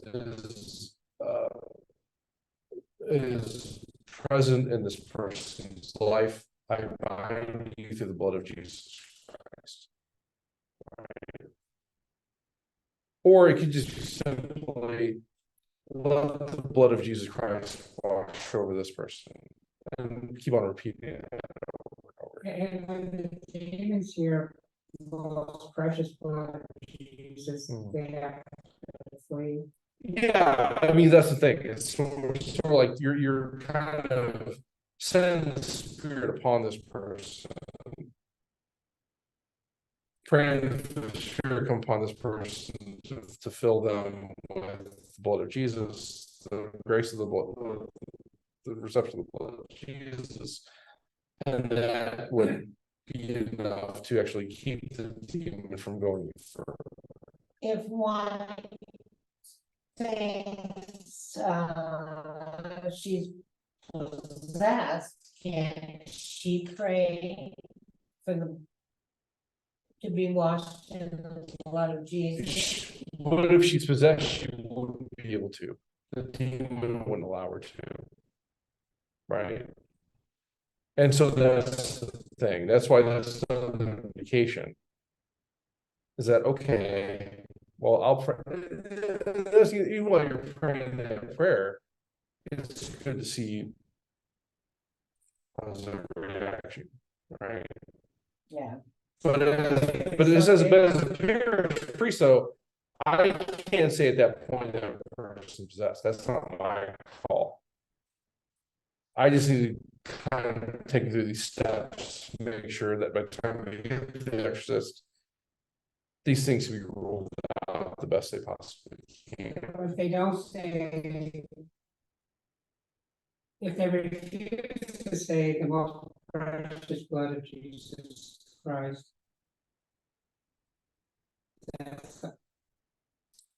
that could be. I mean, so the question is, are they refusing or can they not? Right. So if they physically cannot, that's interesting. They won't go to church either. Right? Oh, probably, yeah. I mean, to go, well, I mean, again, that kind of depends. I mean, so like, for instance, could it be in the realm of possibility that a possessed person, and the demon will allow them to attend mass to grow that desire only to take it away from them?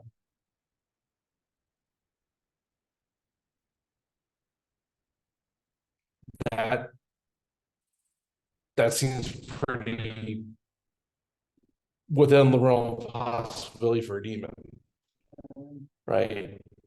A demon's job is to make your life miserable and bring you to hell. And how you go to hell? Well, I have this desire to be with God. Great. Let's take it away now.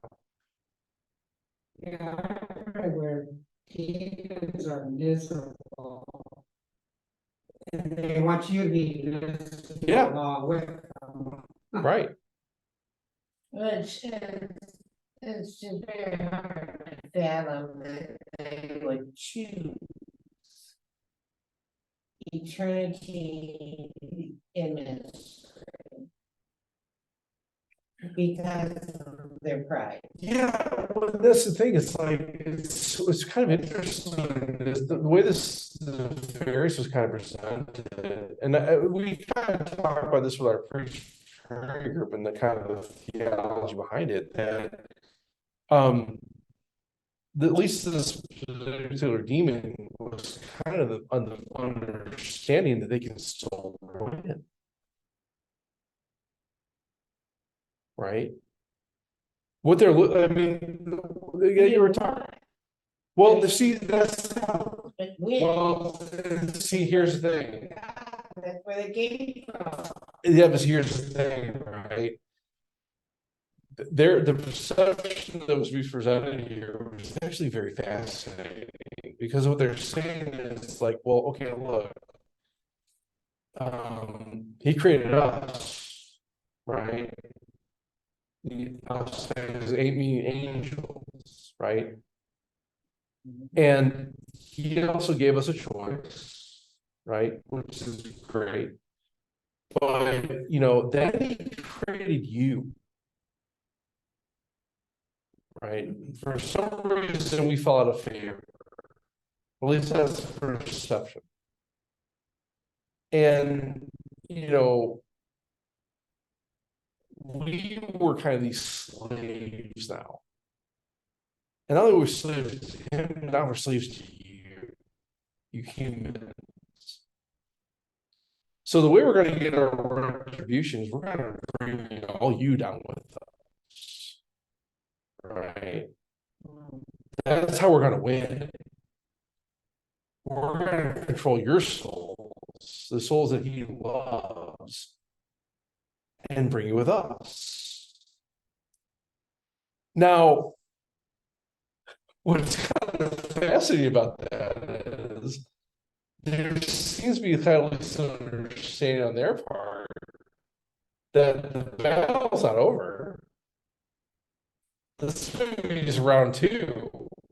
But they are so much smarter. No, but see, that's the problem too, though, because also you're trying to look at this and say, is this a lie then? From a human perspective, like, are you lying? Maybe you're trying to lie to me because the rationale from their perspective, kind of makes sense.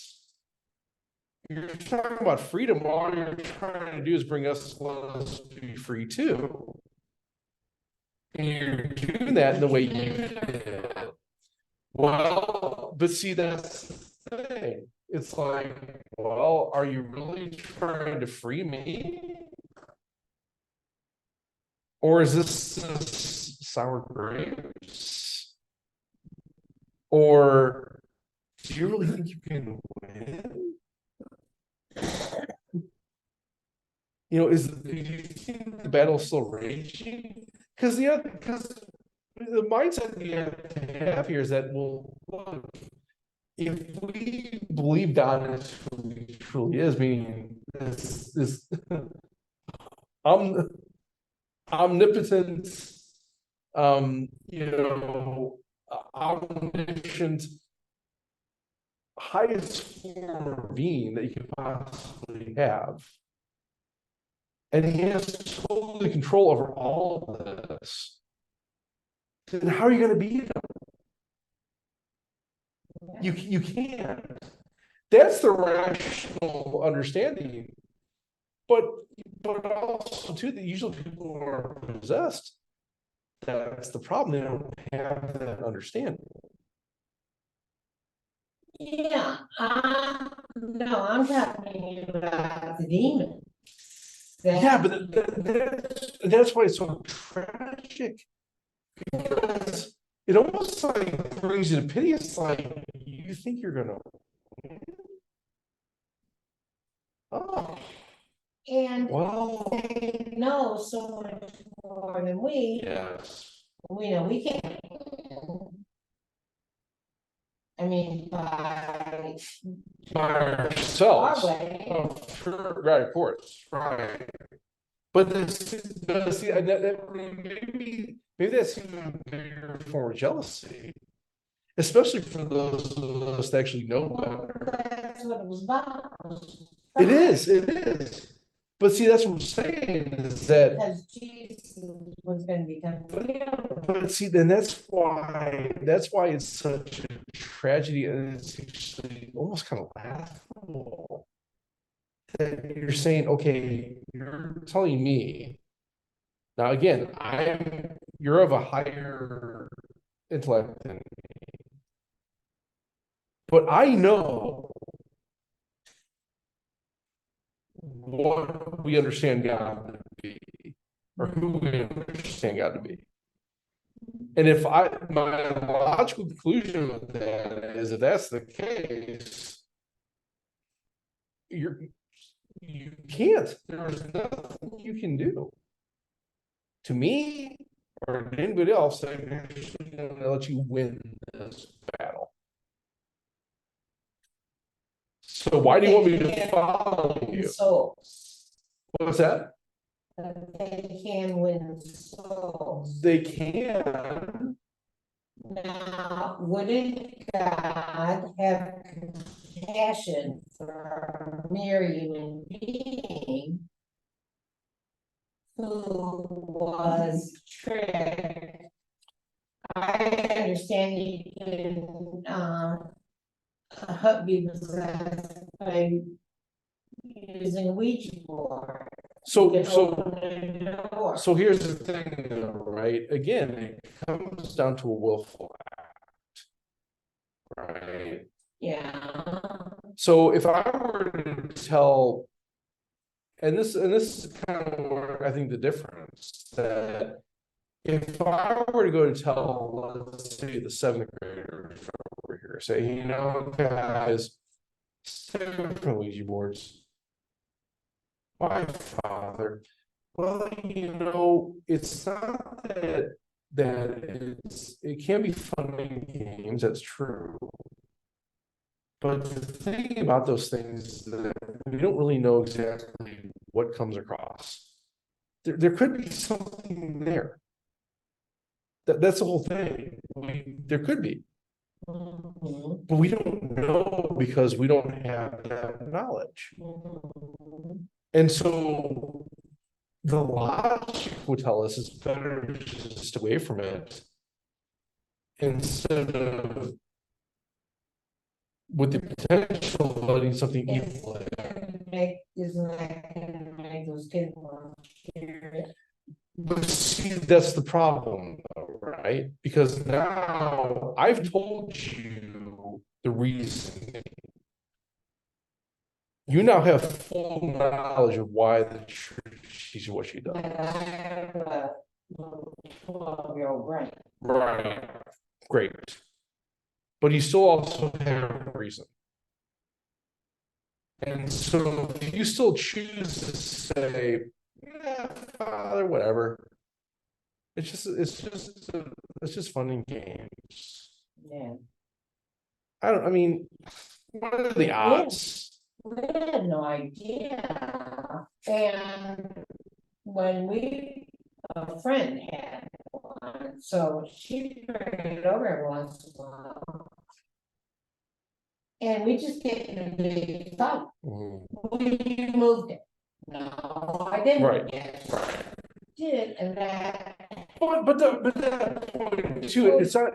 I don't think most experts will tell you, and I think this is also true in the spiritual life, is that it's not just the one action that really would do it. Yeah. And this is what kind of nefarious gets into too. It lets of these other things, right? And then maybe that's the first choice. Okay, then that leads to another choice. Now, I can maybe now say, I'm gonna take this choice instead, and then, okay, great, you're done. But then you start taking another choice, and these other choices, and then it becomes a habit of making these other choices. Oh. Well, that could happen to my friend Mary, who I talked about. She's 81 now. She and her girlfriend in New York were going to go somewhere and they had some time to kill. And the Ouija board was on the shelf. And they get it down. Now they're in their 20s, I think. And so they get letters and numbers. Well, it meant nothing. Mhm. And it's time to go. They closed it up, they left. And there was a car on the freeway that almost hit them. Got into a crash as they were passing it. That was the license plate.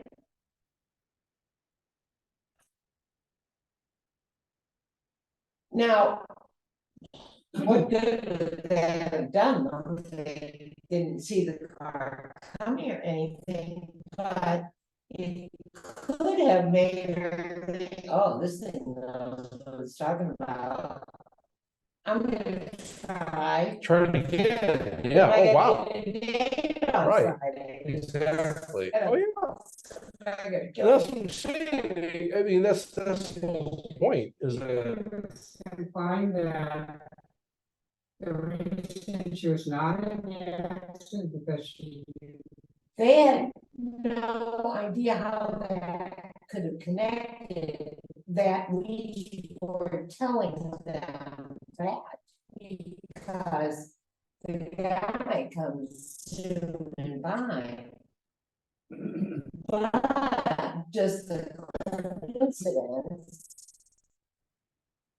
Made well, that's what I'm saying, I don't think that's a coincidence. I no, would say, what's like saying, right, number and letter. right, exactly, so I think to that end, it's like, yeah, I mean, so, yeah. But that might. That could foster deeper, like, oh, Yeah, there's something a here. curiosity. Exactly. And maybe there is something there, And but there is it something went there. back on the shelf. Yeah, and that's, Later, done. I think that's the problem with these things, that, yeah, using the Ouija board once, yeah, maybe not. Hopefully not, but that leads to other choices. And that's kind of what the nefarious was, that's, I think, what the extras kind of saying, is that how, if you look at the psyche of a demon, and this is where Screwtape Letters is actually very influential too.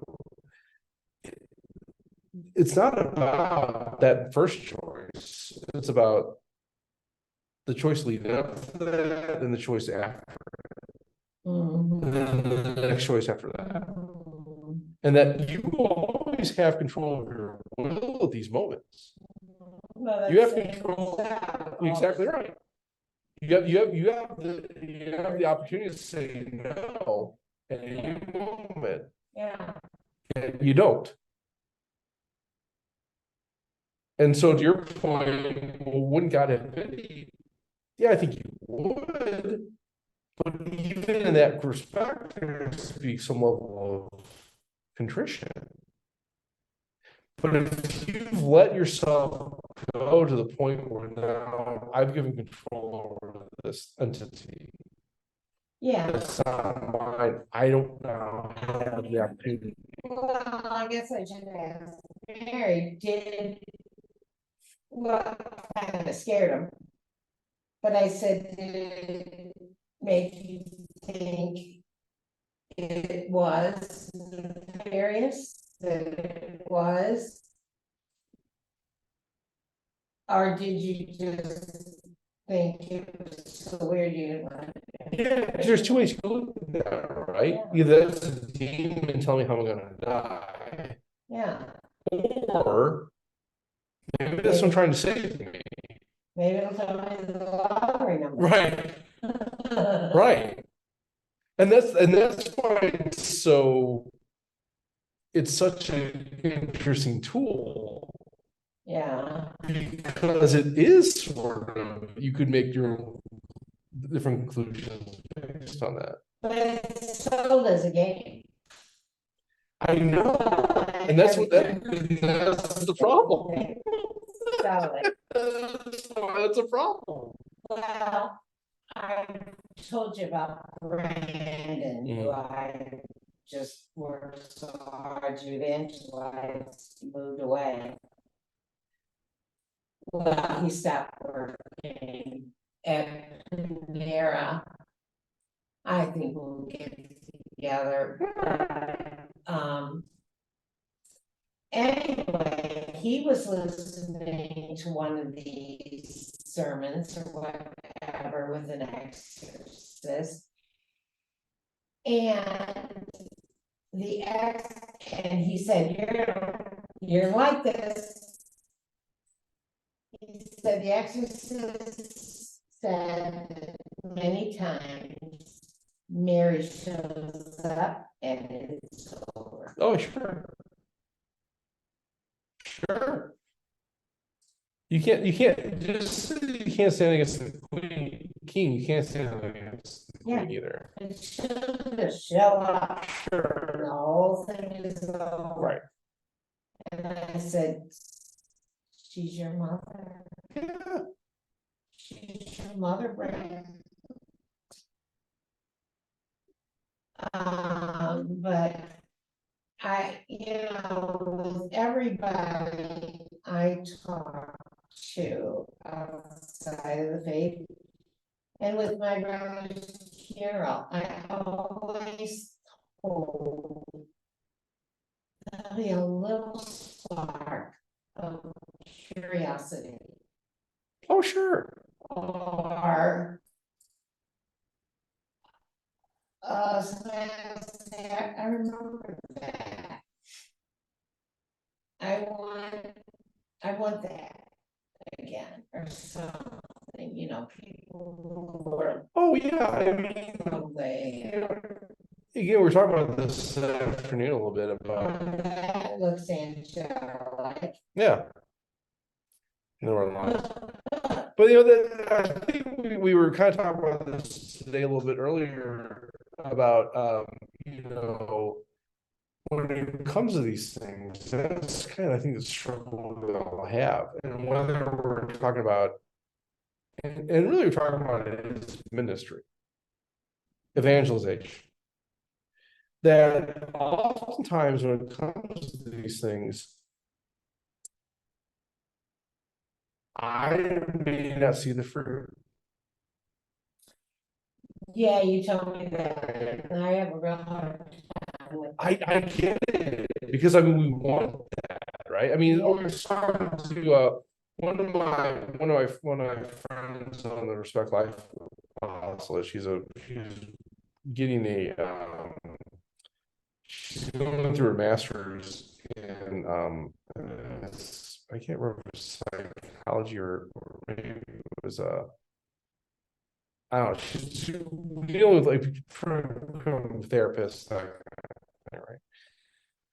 And she's talking about how these people in her classes are, don't know what their faith are, but there's a lot of anti-religious approach, and and some maybe stems from trauma or hurt. Okay. But she said, I just tried to be like open to these things and trying to walk with him and be kind of the face of Jesus. Yeah. And my response was like, that's actually going to pay dividends. You may never see it, Yeah. But I would bet there may be one or two people in that class that's gonna go through something in their life.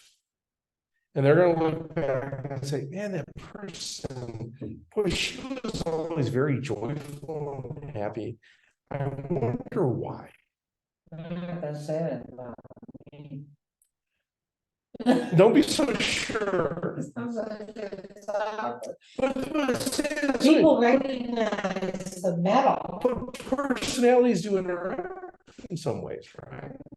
We had a plumber, we had to have a plumber at Mitchell's house and still Hmm.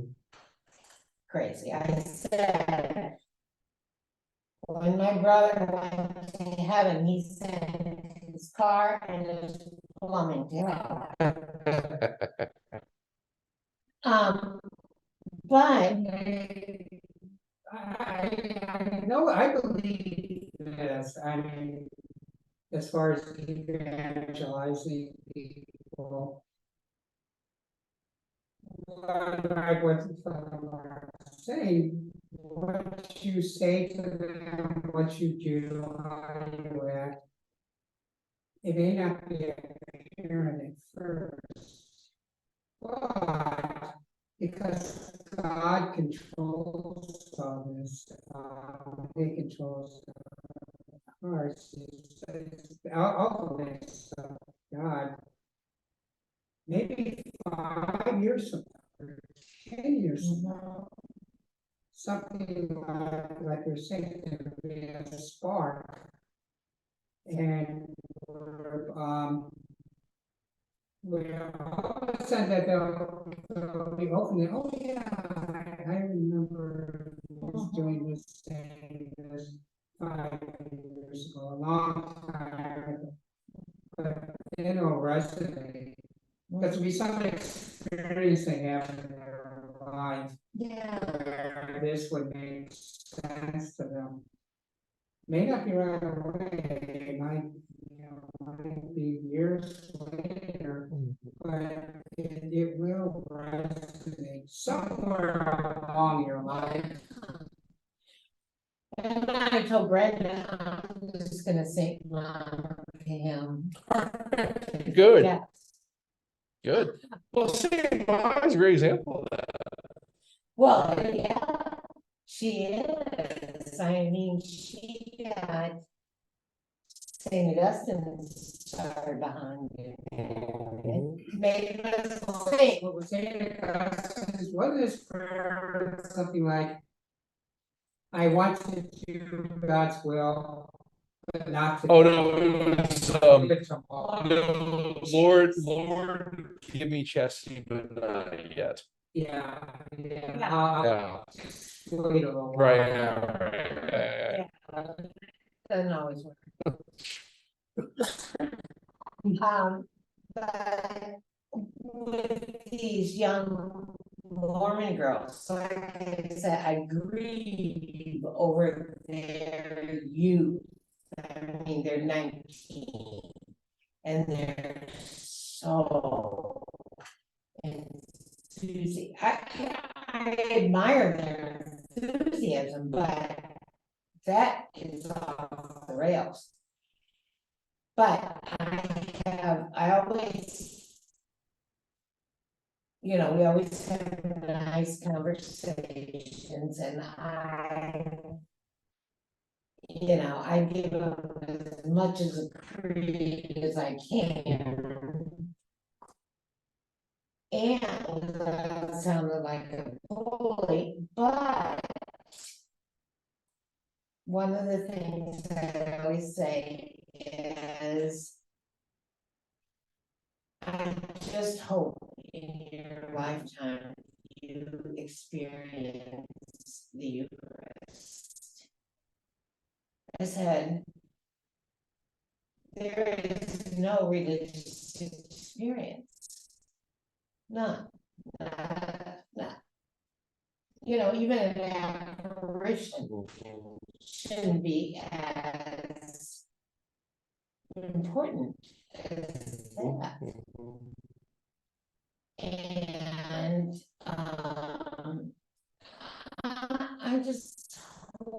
you know, they'll see something that makes them curious. Yeah, and that's the thing, they might, right? So I mean, it's, we really trust that God's gonna control that in some way, and all we can do is the best we can, the situation we put ourselves in. And that's, like I said, that's a struggle, because, yeah, I'm very much aware that the seed that I plant, or the things that I do, there's gonna be, I'm not gonna see the fruit of these things. So, Yeah, but you're not the matriarch of the family True. now, are True, you? that's And I tell them I'm the matriarch and they ignore it. But you want everything buttoned up before you leave. Hmm. You know? that'd be nice. And, Yeah. you know, that's prideful and it's. Well, But like I you said, want, it'd be great if it happens, but the reality is, for all of us, that it's not gonna be the case. yeah. All of us, I mean, there's gonna be certain things in our life that's not gonna be wrapped up. Yeah, and. You know, am I gonna have long enough? Am I gonna pray long enough?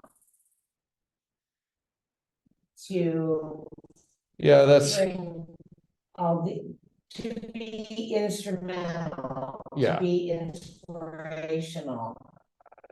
I think I understand. Perseverance is true, but also too, like, OCD. yeah, that could be. I mean, because, you know, we also understand too that you are a daughter of God, right? And nothing you can do ever can change that, Christine. Nothing. Nothing. You can reject it, but then that relationship is always going to be there. And so because of that, we trust that God is going also to provide for us. Right?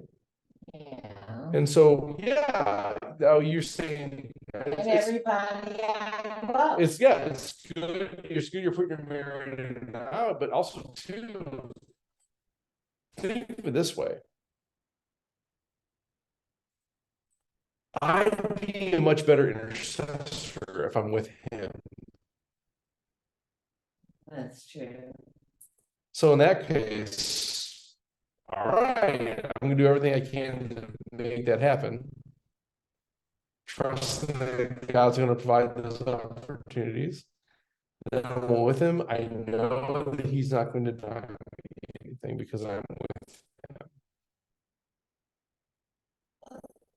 Yeah, I do believe it.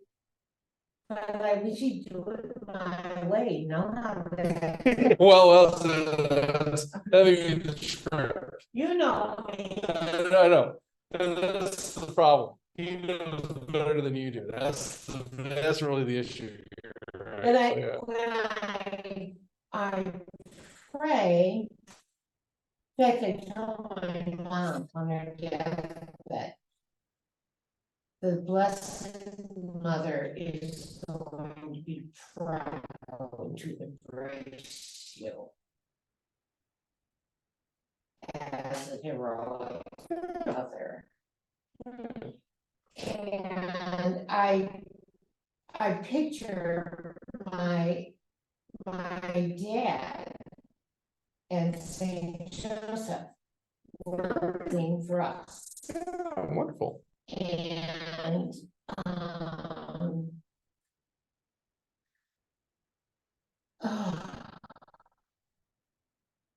but Saint Augustine wanted slowly, I wanted quickly. No, I hear you.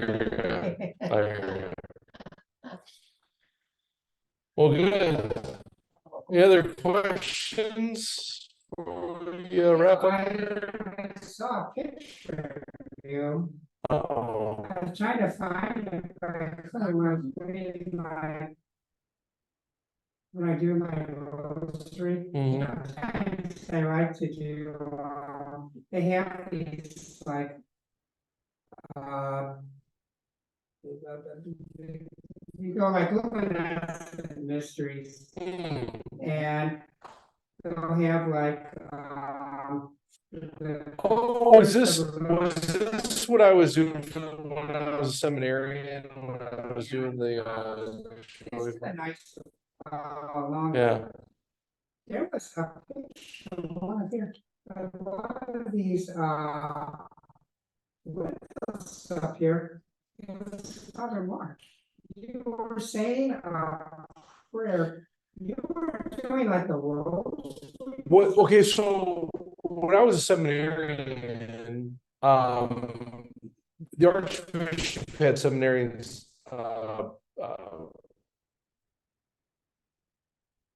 pray the rosary on the internet. Oh, I've seen that. Yeah, I think I did the, yeah. So I did I was the one for the joyful mystery, so I did the narrative. And then for each mystery, and then the others, every time pray it, and so yeah, we did that when I was, yeah. It's just a video. It was my second year of seminary. That's when That way, it was I think it's a joyful mystery, if I recall correctly. okay. But that was 9 years ago. You look nervous. You said you found them on the internet. Well, that's all, you never know. You never know. Things out. All say- I know I've had people come up to me before. It's like, you know what I've seen you before? I'm like, I don't know. It's like, oh, we're trying the internet. I'm like, oh yeah. The joyful mysteries, yes. Yeah. Oh, okay.